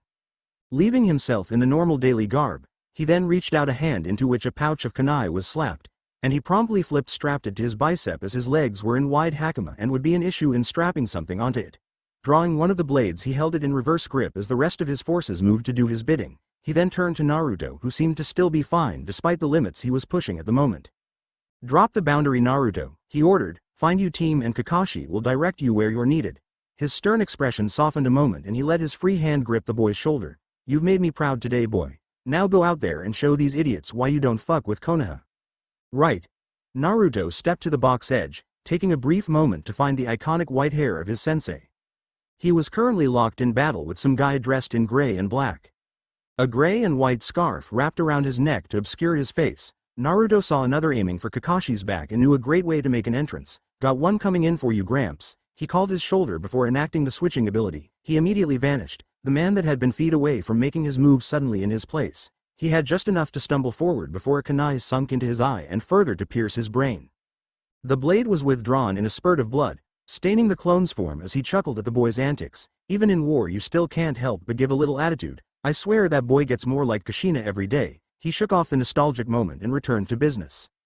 "Now then, let's see what I can do to help the original." With that, the clone began to fade. Much like Jiraiya when he had begun his own part of the plan, he truly loved his student's first original technique. So much potential. As one person faded from sight, battle raged on in the Colosseum and village beyond. The invasion had begun, but they were not prepared for what was to come. The battle for the strongest was on, and Konohagakure intended to win. The end. Thanks for watching. Also remember to subscribe and like this video. See you in the next video.